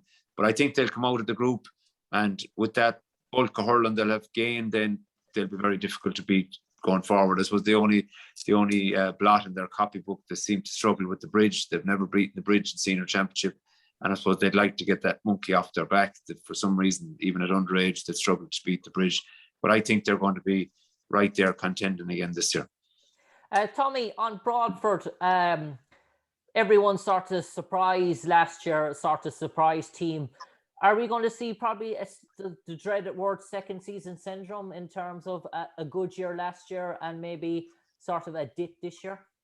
No, I don't think. I think actually I expect the opposite nearly, because I think we spoke about Scariff saying to stay up, and I think Broadford did that, and they did that very impressively. I think they'll be looking this year to really push on. They played the bridge. I think was in the quarter final. They beat Clonlara. I think they had some good victories last year. I think last year's experience will stand to them. They're well organised, they're well managed. Jimmy Brown is involved. Angus O'Brien, Limerick selector come coach is involved. And I think, a guy that I have a lot of time for, very level-headed guy, very shrewd, knowledgeable man, Pádraig Boland is involved. So I think, they are in good hands, and I think, they won't be happy to preserve their senior status. Yes, I think that'll be all the club's aims, but I think they'll be wanting to push on, and they will fancy their chances of coming out of this group. With last year's experience behind them, they have a good base of players. They have experienced players in the Taylors, the Chaplins, the O'Briens, the Donlans. So they have a couple of young players coming through. So I think they're well set up to attack this group rather than go and sit back and hope for the best. So I expect Broadford to push on and I'd nearly be putting them in maybe that they may qualify out of that group. Maybe I give them a good fighting chance. Seamus, how good is Stefan McMahon in terms of a hurler? In terms of, I know he's involved with the Clare squad, and we saw really he was a real dominant factor in terms of Broadford when they won the intermediate, and we saw what he did last year. In terms of his ability, is he really the main sort of catalyst for this team? Well, he certainly looks to have a key role to play. He's been very prominent over the last maybe couple of years with Broadford, and I suppose that's what resulted in him being brought into the county panel. And he hasn't really, I suppose, been given an opportunity to express himself in the starting lineup with Clare just yet. But I've no doubt that that's coming down the line because he's a bright young talent with a lot of hurling. He's a great eye for goal. But I think Broadford maybe are one of the more evenly balanced teams around at the moment. And they're a small, tight enough group. You have three chaplains, you have the O'Briens, you have they're all kind of 4 or 5 families kind of dominate the group. So they're very close knit. They certainly will want to build on last year. They feel that they're coming strong. They feel that they're good enough to be up at the top table and challenging the big guns. But in the past, when they've threatened before, they have generally faded quickly the following year. So that's the big test, I think, for them this year, is to kind of prove to the public that their progress last year and getting to the advanced stage in the championship was merited, and that they can build on that for this year. They will challenge. That group could well prove to be the group of the championship. We all talked about the group, but that's Group 1. But that on paper, you would look or seem to have 4 fairly evenly matched teams here in this group, and each game has the makings of a cracking contest. Fergal, do Broadford have that senior championship experience when it comes to the crunch? We all know Crusheen have it. We all know Cracklow have it. We all know Ballyea have it. Do Broadford need to go through those experiences first, maybe, in terms of, is it maybe a bit too soon for Broadford to make the next step? I don't know, like, you know, they were intermediate for a few years, you know, had a great win over St. Joseph's Door Barefoot to get up senior when they weren't tipped to do it, and, you know, they had been knocking on the door there for a few years. Very impressive last year. I saw them in the first game against the Mills. Very unlucky not to get the win that day. I think Jimmy Brown has playing a real kind of intricate type game, sharp passing, movement, and they have a lot of pace and really good hurlers, and they can score from distance. So they have a very structured game plan. You know, even against the Bridge, they did very well for long periods, and a game that was shown live on RT, and didn't disgrace themselves by any manner of means. So look, they'll trouble all teams in that group. I'd struggle to see them coming out of the group. You know, I think Ballyea, Crusheen, and Cratloe are formidable opponents. But they'll definitely, I think they on their day, they're well capable of beating any of those sides. But I just don't think they'll beat enough of them to come out of the group, you know. But definitely a proud tradition out there, plenty skill, plenty speed. And, you know, if they get a dry sod in Cusack Park, they'll be hard to beat. Tommy, in terms of Crusheen, in terms of rejuvenating their squad, do you think they've done it enough in terms of the last 2 or 3 years in terms of injecting new life into what people deemed was an aging team? Yeah, and again, I suppose I would have always considered, you know, the barometer would be that Crusheen were always a great championship team, and time moves on for a lot of those players. And, you know, when you look through their panel now, you know, there aren't too many of them left, but the few that are left, you know, they're held in high regard. Yeah, I don't believe that the players probably coming through are on the same level as the players that they are replacing. But then again, you know, that there aren't too many clubs that can say that. They have some young, good talent coming through, you know, the likes of Breffney Horner, Luke Kettler, Ross Hayes is currently on the extended Clare senior panel, you know, and then you put in the experience. Donald Toohey recently retired from Clare, Keenan Cahill Dillon, Fergus Kennedy, you know, Jamie Fitzgibbon, Conor O'Donnell. They've all, you know, have championship medals and that. So it's a matter of, you know, putting together the new with the old. You know, I think they're under new management, albeit, you know, Kevin Sheehan, I think Barry Coffey, once he's involved with the Clare Miners, is over, you know, will be involved with them. I think they'll fancy their chances. They're always been, you know, a very committed, disciplined bunch, very proud of where they come from and the people they represent. So they're not going to be found wanting. And again, like I said, I find it hard to call the two that's going to come out of that. And I give Crusheen an equal chance to the other three of qualifying. And I suppose, Seamus, we've often seen outside managers come into sort of clubs, and Crusheen, I know James Carrick went in there before, and they've tried that experiment again, this time with Kevin Sheehan, a title-winning manager. And I suppose coming into Crusheen, I suppose you have those sort of experienced sort of core players with the sort of youth sort of thing. Is it going to be a hard sort of balancing act in terms of just getting that sort of right blend with Crusheen at the moment? Because is there a few tough calls to be made? I don't know about tough calls, but they're certainly in a team building mode. You know, they have to, how they're going to mix the experienced with the new, you know, could determine what their season will be. Keane and Cahill Dillon are key players all the time. I believe Paddy Vaughan is going to be in the squad for the championship. You know, very experienced player. You know, Fergus Kennedy, as Tommy said there, another player that has been there. Donald Toohey. You know, they have a good core of experienced players. The forward line, they may be struggling a bit. You know, there's no real standout score getter, you know, on a regular basis. There hasn't been in the last year or two anyway. So, you know, maybe that's something that they will have to work on. But they're noted battlers. They're noted, like over the last decade, they have been feared by most opponents in the championship. You know, and they've shown that on any given day that they can produce the goods. So it's a big job for Kevin Sheehan, but he's Kevin is a well-organized guy. He was key to success in Ballyea, both as a player and good goalkeeper, and then he stepped up to the manager's role and handled that very impressively. So he has all that experience going with him.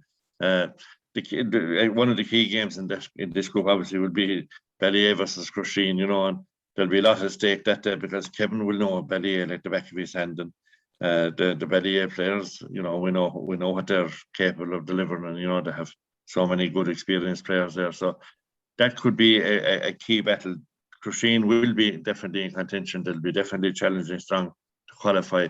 They may not come up short to qualify out of the group. It's so hard to know, but Ballyea will be the fancy team, and you just never know what Cratloe are going to do at the moment. They have oodles of experience, but how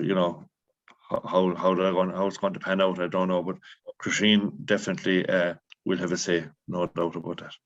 Fergal, do Crusheen have enough sort of marquee man markers that can sort of curb the threats that Cratloe and Ballyea possess? Yeah, I think that is a challenge for them. I saw them last year against the Mills in Cusack Park, and they just seemed to be, they ran out of ideas, and the game plan didn't seem to suit them, and they stuck with it. They tried to play very defensively, and it didn't work for them. So a big year for them. I think they have some good young players coming through in the forward line, but again, they're sort of light young players, and a lot of them coming together. But they are talented. A lot of the guys they're bringing through would have worn the Clare jersey at underage and that. But do they have the men to stick with the amount of marquee players Ballyea have and Cratloe? I don't think so, to be honest. I think for me, it's Cratloe and Ballyea to come out of that group, and then you're looking, I suppose, at Broadford and Crusheen. I think it's a tough enough group when you look at it, and I just think Crusheen, a couple of their older players are coming towards the end of it as well, and it is a transitional period for them. So I think that they may struggle a small bit in that group. Tommy, in terms of Cratloe, there's so many of those Cratloe lads have been on the go for a long time. Do you think wear and tear is an effect in terms of Cratloe these days, and how the boat management manage those players in between games to try and keep Cratloe fresh? Because when Cratloe are fresh, they can be brilliant, but when Cratloe are tired, they're vulnerable. Yeah, and again, it's the dual club issue. And Cratloe more than anyone else, seem to have a lot more playing both than other clubs. It is an issue, and it has been an issue. They seem to maybe earlier on maybe able to manage it, but I do think maybe that it's taking its toll on the players, and you look down through the team, like their household names, the Collinses, Conor McGrath, Michael Hawes, and then you put in the youth of Rian Considine and Diarmuid Ryan, and a player that really impressed me last year, even though they played poorly on the day, was a guy that transferred from Tipperary in Shane Neville. He would be a son of Tommy Neville that would have played with Clarecastle. He's a guard he was a guard anyway down in Tiptown. He was a big throw into them. So, when you put that forward line together and they click, yes, on any given day that they have all the aces, but it's again, and it's not a problem about consistency. The farther they go, the seam, it seems to take its toll on it. They have it done year in, year out. Whether they can keep it up, it remains to be seen. But on any given day, I believe that Cratloe can beat any of those teams in that group. But it's a case of maybe putting 2 and maybe 3 performances together in the middle of a week on, week off from football to hurling may come against them. Seamus, Cratloe have been drawn in, no doubtedly, the group of death in football, and there's no guarantees that Cratloe will come out of that five-man group. We all know Innes Diamond there will have ambitions as well. If Cratloe don't come out of that football group, will that be a real benefit to their hurling ambitions? Yeah, it quite possibly will be, because then they'll be just focusing on one game and they'll be able to give it all their attention. You know, there's no doubt, as Tommy said, they have so many talented players who have seen it all and done it all. But I understand there's concern about injuries. You know, there's reports that Hodge Collins may have to have surgery.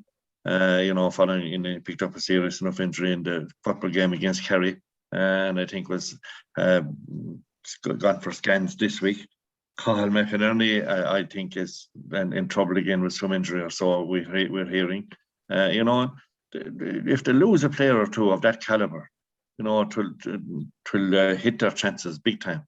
You know, Billy Connors didn't hurl last year. I don't know whether he's available or not this year. You know, and no club can afford to be losing players of that standard. You know, and kind of in a year when Hodge didn't have as much inter-county commitments as before, you know, if they were to lose him now, to represent a big blow to their hopes. The key question for me in relation to Cratloe is, you know, it's basically the same group of players who keep their hurling and football teams going, and they have been doing so for the last 7 or 8 years. You know, can the legs keep going at the pace that's required if they keep both going? You know, the popular view is that they will challenge strongly to be in the knockout stages of both championships. But to do that, things will have to go right, and whether or not they'll be able to keep that going. I agree with Fergal. At this stage, I would kind of be tipping Ballier and Cratloe, you know, to be the two favourites to come out of that group. But there's nothing guaranteed, you know, and one result can change the whole thing in a 3-team group. One result that one wouldn't be expecting, you know, could change the whole thing. So Cratloe will know that. They will have learned maybe a lot from the past couple of years, you know, and I'd say they'll have tapered their training, particularly their physical training, to suit, particularly given the age of a lot of the players now and what they have been through. But they're players who keep themselves in good shape, you know, to be fair to them all the time. So that could turn out to be the games in that group could turn out to be the games of this championship. Fergal, is the bigger question when we talk about Cratloe not about the senior team, but the underage system in terms of Cratloe? Because it's probably 4 or 5 years now since we've seen a Cratloe minor hurler, likewise a Cratloe football. Is the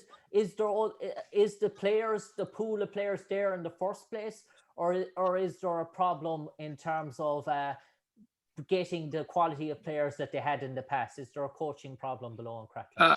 I wouldn't believe there's a coaching problem. I think every club, you know, particularly rural clubs, go through peaks and valleys, and an exceptional group came together there that were equally talented at football and hurling, you know, and they've 2 football and 2 hurling won, as far as I can remember, and lost a couple of finals in both codes. I suppose you could argue they'd have won more if they concentrated on one or the other.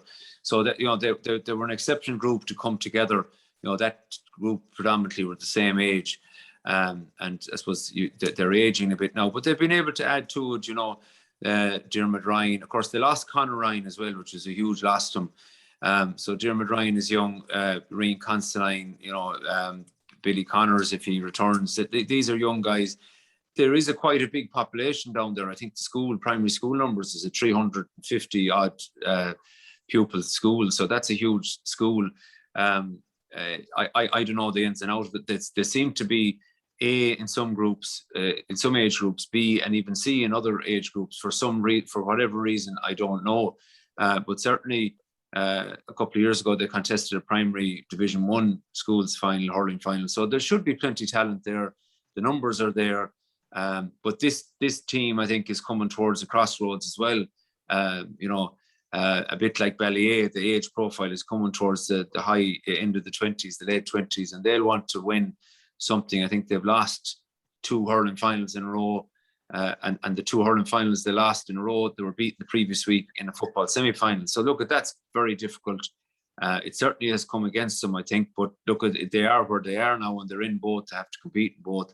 But I think their problems begin further down the road in the championship. I think they'll be fresh enough to come out of the group, but then as the intensity levels increase when you go to a quarter-final, semi-final, you start picking up injuries, and that's where they struggle. with the hurling on one week, football on the next. So, but I think I would have no fears they'll come out of the group. But I think as regards winning the championship, that's another matter. Group 4, Erogue, Newmarket, Clooney Quinn and Fecal, the final group in the senior championship. And I suppose Erogue, are they really still an unknown factor, Tommy? No, I don't think so. I actually fancied him to beat 6 Mile Bridge in the semi-final and was looking quite good at half-time. And then the Bridge experience and strength and know-how came to the fore. But, again, maybe the struggle may be to put, back-to-back seasons together. I think last year, the footballers went out early, which allowed, the likes of Gavin Cooney, Aaron Fitzgerald to concentrate on hurling. They, to me, were the form team in the championship last year. Some outstanding individual performances. Kieran Russell at fullback, at one end, and you had Danny Russell, probably the player of the championship at the other end. So, they have the raw material. I think they would have got a taste of getting so near. Whether they can put back-to-back seasons together and do it all over again. They're in the top. They're the top seed, being the beaten semi-finalists. They have the potential, and again, probably haven't added too many young players to the panel. And again, that's an issue I had there with the likes of Clare Castle and those teams. The big urban areas for some reason are struggling or not competing at A titles. That long term may come at them, but I think if they can get and keep last year's panel together, that they'll be thereabouts and in with a shout again. Seamus, Erogue, in terms of, they have ambitions at both in terms of football and hurling, and I suppose they have serious ambitions of trying to make a breakthrough in both. But is there a fear that being so concentrated on making a breakthrough on both, they might make a breakthrough on either? Yeah, certainly that concern would be there. The key players on both panels are the key players on both panels. Like, Kieran Russell is a key player with both teams. Aaron Fitzgerald, and I suppose that's the concern now as well. Aaron has had a lot of serious injuries in the last year. And obviously they'll need him to stay injury-free, for this year, because he has an awful lot to offer to the team. Liam Curry has had his injuries. He's on both panels. So from that point of view, there is that concern, and there is the concern that the 5 or 6 dual players are key to both teams. So it's going to be hard.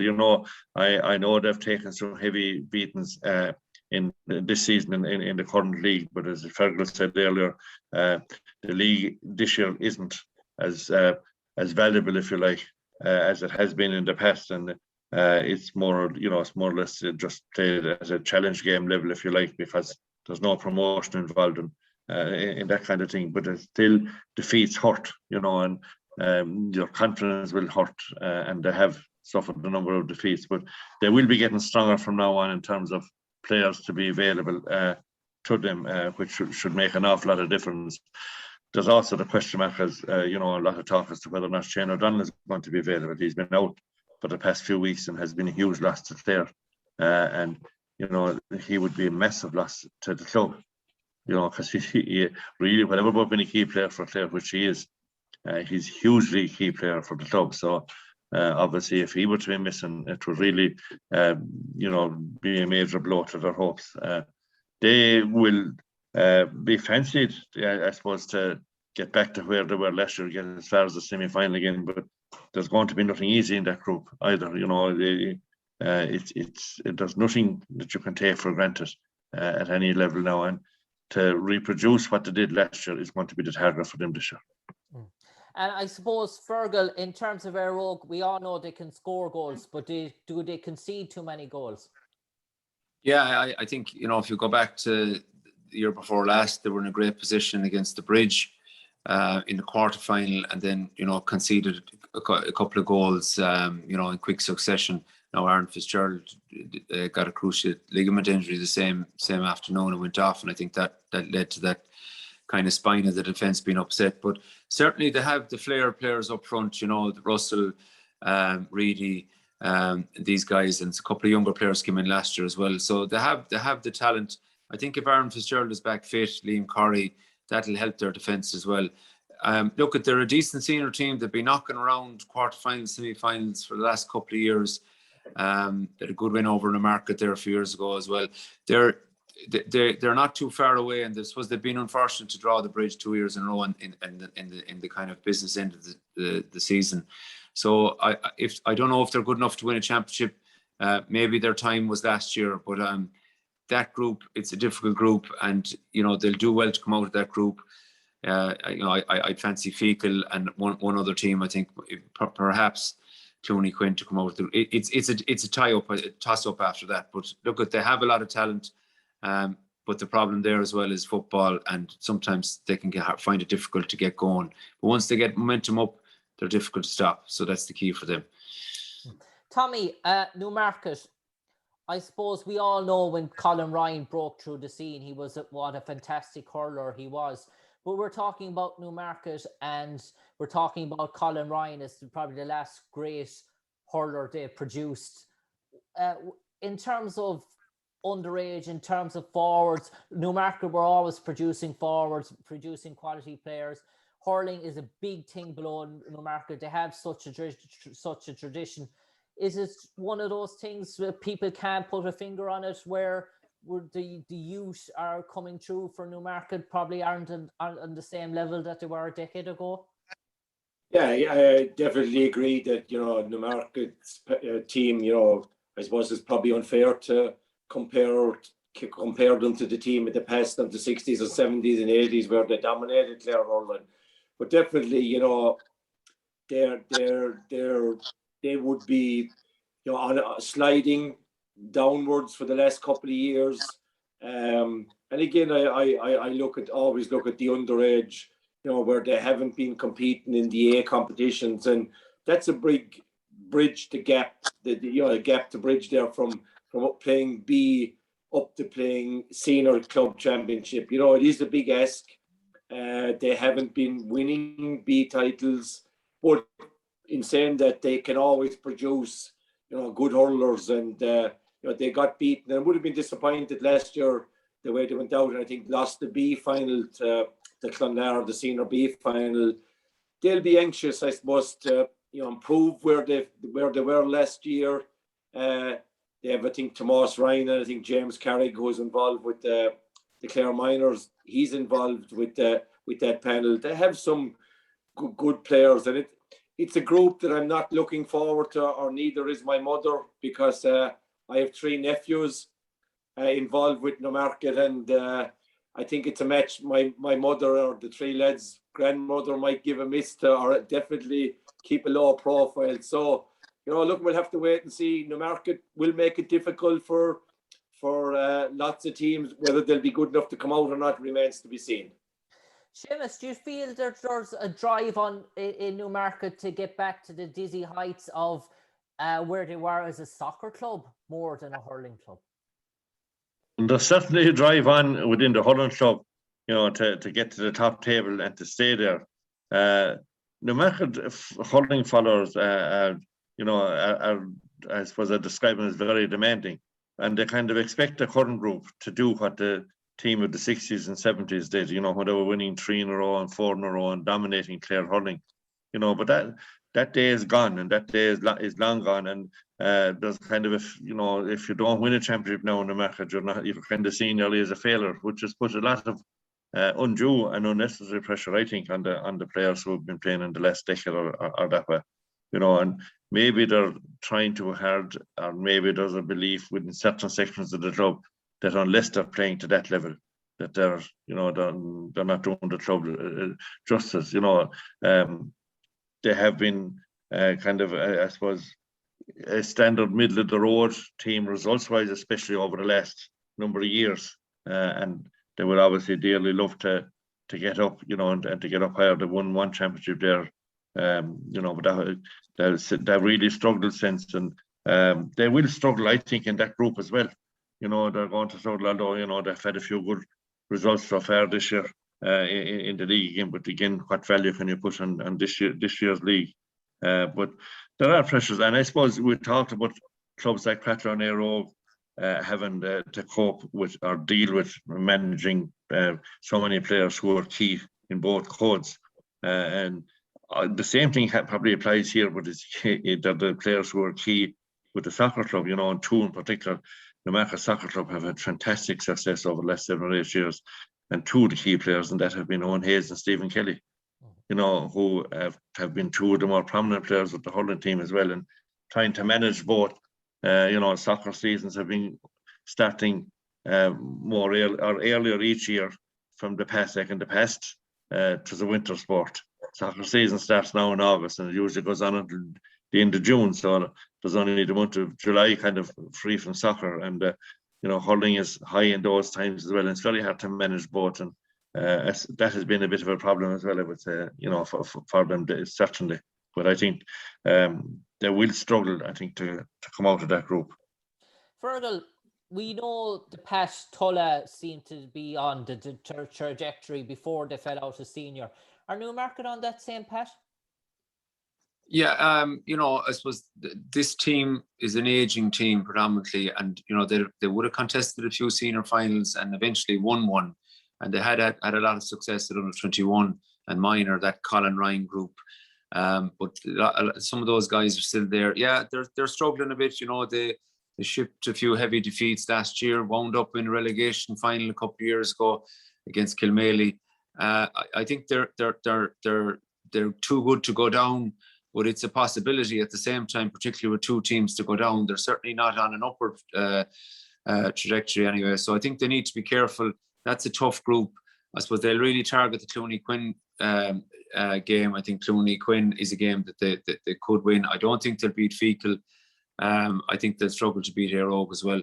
The one thing, I suppose, in their favour is they are a big physical team, very strong physical team. You know, and Colin Guilfoyle is an extremely good forward as well, and he'll add to the sort of the Colin Ryan threat. But you know, you can't expect Colin, I suppose, is pushing on as well. He's a young family now, and he's been a brilliant servant to the market. So I think they'll struggle. I don't think they'll come out of that group, but I don't think they'll be relegated either. But it isn't beyond the realms of possibility. Tommy, can Fergie have that Fergie factor? Can he have the same effect twice on Clooney-Quinn? Well, I suppose they would hope so. You know, and again, Fergie doesn't seem to spend too long in one club. So, you know, yes, he has that ability to, you know, to put a belief and, you know, a style of play, you know, and real, you know, confidence into teams. I suppose Clooney, you know, probably his chance of winning a championship maybe were a couple of years ago when, you know, they drew with 6 Mile Bridge, and something similar to what O'Callaghan's Mills did last year, where they got on a run and their momentum carried them all the way to the final and probably should have won the first day. You know, they have a lot of experienced players there with, you know, Conor Harrison, Fergal Lynch, McNamara at fullback, you know, so they have a good underage structure for the last couple of years. I've seen they've added, you know, maybe 2 or 3 of that last year's minor team, Dara Keogh and Owen Guilfoyle, into that setup. So they'll probably be trying to blend the youth with the experience and hopefully, you know, get performances out of the team that will put them in a position to challenge for a position in the quarterfinal. You know, they can be hot and they can be cold, but no doubt, I have no doubt in my mind that Fergie will have them ready and up for it on the day. Whether they'll be good enough, we'll have to wait and see. Seamus, we all know the last few years, Tony Kelly has probably been one of the standout hurling players in the championship. Likewise, also has been Peter Duggan. Is Peter Duggan irreplaceable? Well, he's certainly a massive loss to Clooney-Quinn. You know, he really carried them there for a year or two, and I suppose there doesn't seem to be any likelihood of him featuring this year. You know, he's still in Australia, and with the restrictions on travel and the lockdown and whatnot, it's unlikely that that we'll see in hurling this year. So that's a massive blow to Clooney Quinn, without a doubt. And his cousin Killian Duggan has struggled a bit with injury. He's a fantastic player, but he has missed a few key games because of injury. And a club like Clooney Quinn, or any club for that matter, can't afford to be missing one or two of your better players come championship time. So from that point of view, I think Peter is a massive, massive loss to them. Like we all know what to be like for Ballyea to play without Tony Kelly, but it isn't much different in this case, because Peter would have been Mr. Clooney Quinn senior hurling, and that's the reality of it. So I think that's a big blow to them, and they have slipped back a little. I think from 2-3 years ago when they were in the county final, and they still have a lot of the same players, but they're pushing on. The legs are getting. The legs are carrying a lot of miles now, so from that point of view, they're likely to struggle a little. But I think they will fancy their chances of qualifying. I think that they will feel that they will have a chance against the market and Aerogan in particular. So I think that they'll be in the mix. But then again, one result could turn it the other way. But I think their target will be to try and qualify in second place behind Fergal. Fergal, do you think Fergie's going to be brave and blood an awful lot of these youngsters this year? We all know there's promising talent in Clooney Quinn. Do you think he's going to throw him in from the off? I don't know. I think that they're very young, though. Some of those players are out of minor, and I think the way club hurling is gone now at adult level, you need those couple of years of strength and conditioning, under your belt. I think we played them last year. Aine Kilmona played them, and on the night they looked very disorganised. No, I know Fergie will have them organised now, but a lot of those lads are pushing on now, and even when they got to that county final a couple of years ago, they were an ageing side at that stage, and I think they lost their chance. So for me, I think they'll struggle to come out of that group. Peter Duggan is he's a huge loss, and now Ryan Taylor is playing unbelievable stuff for Clare, and he's a lot of pace in that, but I just don't think they have enough of players around the field to make up for the loss of Peter Duggan. This brings us on to the final team as we look at the senior championship draw, the Canon Hamilton draw, and it's Tommy, it's your own club, Fergal. And can I ask you, Tommy, Fergal, so many talented players, is there a bit of despondency around Fergal that there's not more of these players involved in Brian Lohan's setup? Look, I don't think so. Who am I to tell Brian Lohan who to pick and who not to pick? And and I think if he saw him being part of their plans, I'm sure he would have brought him in. And we're very proud and delighted that we have Ever Quilligan in goals. And if there's more to come, so be it. But at the moment, I think our lads are concentrating on just getting ready for the championship. We're under new management. PJ Keller from Bodyke is the manager, and we have Tomas Downs from Napier as the coach. And so far, they seem to be responding very well. We were unfortunate there. Over the last couple of weeks, we picked up a couple of injuries again, and I suppose a couple of injuries we picked up last year probably came against us. So hopefully the injuries will have cleared up, and we've won our 3 cup games to date, albeit with weakened teams. But like that, I wouldn't pay too much attention to that. So I think the players themselves have an expectancy and a real desire to be the best they can and to go far in this championship, and they are a very committed bunch and a tight bunch. And I think we've added maybe 2 players, 2 last year's county minors, Adam Hogan and Oisin Clune. So we've had probably players back that were injured. Con Smith is back as captain this year. He did his Achilles tendon. So we have another couple of niggling injuries. Oisin Donnellan and my own son Gary is out currently at the moment, but the hope is that that they will be back for the championship and give that group a right rattle. And I think I'm going to run out of excuses now to play down our chances. So, definitely, I think if we perform, we're in with a chance of qualifying, but no more than that. Seamus, if you hold Shane McGrath, do you hold Fergal? I don't think so, but he certainly is a key player. And you asked Tommy there about, is there disappointment in Fergal that there aren't more involved with the county scene? I think he's the one player that I felt was worthy of being part of the panel, the Clare Senior Hurling panel, but that's not the case. He's a key player, no doubt about that, and he's usually the main score getter, but like he's under freeze, etc. But they have 4 or 5 great players. I think another very consistent player over the last number of years has been Owen Toohey. Con Smith is a big addition to be back now in the side. Oisin Donlan has been very consistent. They have a fine core of players, and you could nearly argue that they're probably the more settled team of the last 3 years in Clare Hurling. They've been more or less the same group lining out in each game, which is, and they're all kind of in the prime of their careers, around mid-20s, and which is I suppose a plus. To me, they start as favourites to emerge from that group. But after that, then I suppose it becomes another competition. But they can't take anything for granted either, and they will know that. They will know that the other teams in that group will be gunning for them, and they will see them as the target.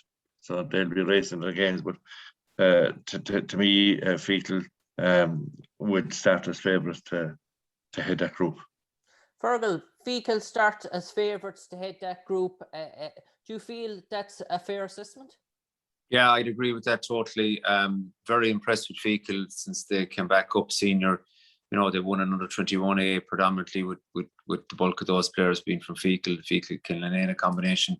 But look, they ran Ballier very close in 2016 in the semi-final.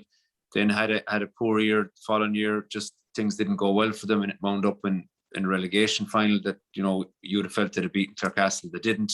But look, a great credit to them. They came back up again, and they've been really rock solid since they came back up. Very unlucky against Sine Kilmore in the quarter final 2 years ago, went extra time. But look, they're a real big, physical, well able to hurl, well organised, great team spirit. I suppose outside of Ballier, I think they're probably the biggest team, possibly in the market as well. The biggest in terms of physicality. I'm really impressed. The names Shane McGrath, Gary Guilfoyle, Oisin Donlan, Owen Toohey, Con Smith. He was a huge loss last year. Daly was a huge loss. I suppose the one thing that they struggle with maybe is the size of their panel. It's no fault of their own. They can't do anything about it. But when they pick up 1 or 2 injuries, then I suppose it becomes a little bit of a struggle to replace them with the same quality. They can replace them with players, but when you lose a player of the quality of Con Smith, it's very difficult to replace him when you have a small pool to pick from. But if they can keep all their players fit, I think they'll definitely come out of that group. They're going very well in the cup so far. An advantage, I know you asked Tommy at the start about the inter-county scene. It's an advantage in some cases to have all your players with you all the time. They have a new management team in place. I think Mikey Guilfoyle did huge work with them the last couple of years. They're really fit, organised. I think they're a dark horse for the championship. Get out of that group. They're in a quarter-final, get on a run. I think they have a real proud tradition. They're not afraid of anyone.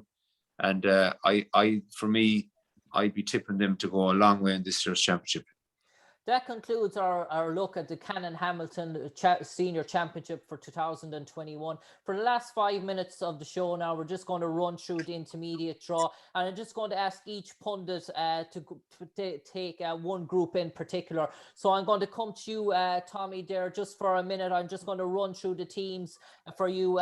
In Group 1, we have Tubber, Killanena, Ina, Kilnamona, and 6 Mile Bridge. And in your thoughts, what are the 2 teams to come out of this group? Yeah, I suppose it's, Tubber getting to the final last year, but I suppose you have to factor in that Pat O'Connor will be absent this year, due to that cruciate injury picked up a couple of weeks ago. That will be a major blow. Again, Tubber, very small panel from a rural area, very proud, and, but I think they'll be in the reckoning again. Then it comes down, Killanena have a very young panel under new management, I think trained by Michael Cummins, I think is his name, from Gort. So, they'll have a lot of players that played under minor in 21 with the Fergal Killanena combination. And then you have the Aina Kilnamona and 6 Mile Bridge second teams. And I suppose it's hard to know where they will be. Players are regraded, have been regraded back down. Will they go back up again? We'll have to wait and see how the senior championship pans out. But I suppose maybe at the moment you'd be looking at it is that maybe, Tulla maybe, or 6 Mile Bridge 2 might be the favourites to come out of that. But I think on any given day, the Killanena Tupper game will be a derby like no other derby there. They've all gone to school together in Gort, those players. So that'll be a clash. But Pat O'Connor without Tupper may struggle. If Tupper can get it together and keep it together, after losing so many, Killanena have a young team. Aina Kilnamona will probably predominantly be a young panel as well. 6 Mile Bridge will have a combination of experience and younger people. I find it hard. I haven't seen any of those teams this year. I find it hard to pick two, but if I was pushed, maybe Tubber and 6 Mile Bridge 2. Seamus, the same predicament for you now. I'm going to bring you on to Group 2, maybe a minute as well. 6 Mile Bridge, Smith O'Brien's, the Mills, Cratloe and Tulla. I presumably, looking here, Tulla's first team, Smith O'Brien's first team, would they stand as favourites? Yeah, they would certainly be the two I'd be predicting to qualify. Now, the Mills, after winning the Junior A Championship last year, very impressively, will probably cause a few problems. And Cratloe, something similar to Cratloe's second team, but they will have a mixture of young players and experienced players from senior grade. But I'd be surprised if Tulla and Smith O'Brien's don't qualify. Like, Tulla have Jim McInerney back in charge this year. They feel that they're good enough to be in senior ranks.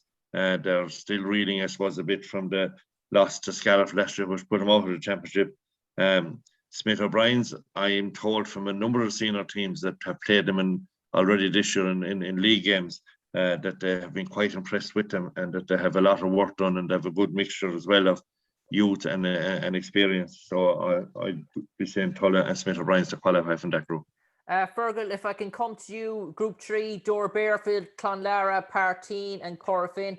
Is it a fight between Corofin, Partine and Clonlara to see who comes out with Dore Bearfield? Yeah, I think Dore Bearfield, they've been knocking on the door there for the last couple of years, and they have some good underage coming through. So I think they'll be, they'll top the group. The Partine, I suppose it's hard to know where Partine are at, so they can be hot and cold. But I think Corofin, they've been have had a great run with Rowan at underage, winning that minor A championship, won in under 16. And I think predominantly the better players, certainly last year, and Tommy would know more about this with the final meet in Fergal Killanena in the final. I thought the better players were from Corofin, and I suppose they have, the Cahills, these guys, and they seem to be a team that if they got it together, they could go a long way in that championship. Again, but they have a dual mandate, if you like, and that certainly doesn't help them, and traditionally has always been a problem in Corofin. But if the footballers are knocked out earlier, or when they do concentrate on one of the codes, they seem to do very well. So I think Corofin are an up and coming team, and I think they could do enough to join St. Joseph's. But I suppose St. Joseph's will be looking to go on and win the championship this year, and they have a new management out there with Dowling from I know Michael Guilfoyle is the manager, and coached by Napier Shane Dowling. So I think St. Joseph's, it could be their year this year, but it is a tough championship certainly to win. And that brings us to the last group of the night, and the final group is the intermediate. We're back to you, Tommy, again. Newmarket, Bodyke, Clarecastle and Rowan. And is this, out of all the four groups, the hardest one to call? It may be. Just before we move on there, Jim, a major tragedy hit the Dore Bearfield club, yesterday, and Fionn was a member, in actual fact, scored the second goal last Friday evening in the Clare Cup against Whitegate. So that's going to have a big effect on that group of players. He was well liked, and talking to Michael, the club are devastated, obviously, as well as his family, and I suppose all of us here would want to pass on our condolences and the sympathies to the O'Brien family, and indeed the greater St. Joseph's club. So I suppose we're talking about hurling, that puts things in context, I suppose. So hard for Dora Bearfield to move on, but I no doubt they'll be doing it for Fionn. Going on to the next one, I suppose you have Newmarket 2, Clarecastle 2, and I suppose the teams that would probably really fancy their chances are probably Bodyke and Rowan as being, their first teams. And Bodyke under new manager Francie O'Halloran from Rowan have a lot of work done. I suppose they would have come up from junior A maybe 2 or 3 years ago, held their position. They'll be looking to drive on. Rowan, with that amalgamation with Corofin, we'll have those players available to them. And, Aidan Lynch will be a main player for Rowan. And, then you have the up-and-coming player, probably Shane Punch, will have a big role to play. I suppose at the moment, we're talking about probably maybe Newmarket and Clarecastle's first team may not be that strong. So, it depends on how strong their second teams are, or who's playing for which group will depend on that. But I suppose all things being equal, I'd say, probably Bodyke and Rowan are in pole position to qualify. Well, that I would like to thank Seamus, Fergal and Tommy for their great insights there tonight. We went through all the Cannon and Hamilton draw. We went through the intermediate draw. It's for me now to say, for Jim Conlan to say, God bless. We wish you a good night. Thanks for joining on here on RCB Radio Sport West Clare for our special preview of the 2021 Cannon Hamilton Club Championship and the Intermediate Championship. We wish all the teams the best of luck. No doubt we're in for a cracking year of club hurling once the inter-county season is over, and we wish that hopefully Clare will have a long, prosperous summer yet to come. For me, Jim Conlan, I would like to thank our guests again, Seamus Hayes, Fergal Hegarty and Tommy Guilfoyle, and stay tuned, and please God, we're in for a joyful season of hurling. This show will be repeated on our channel RCB Sport, and will go live on 92.5 and 94.8 FM on RCB Radio Sport West Clare. Thank you and good night.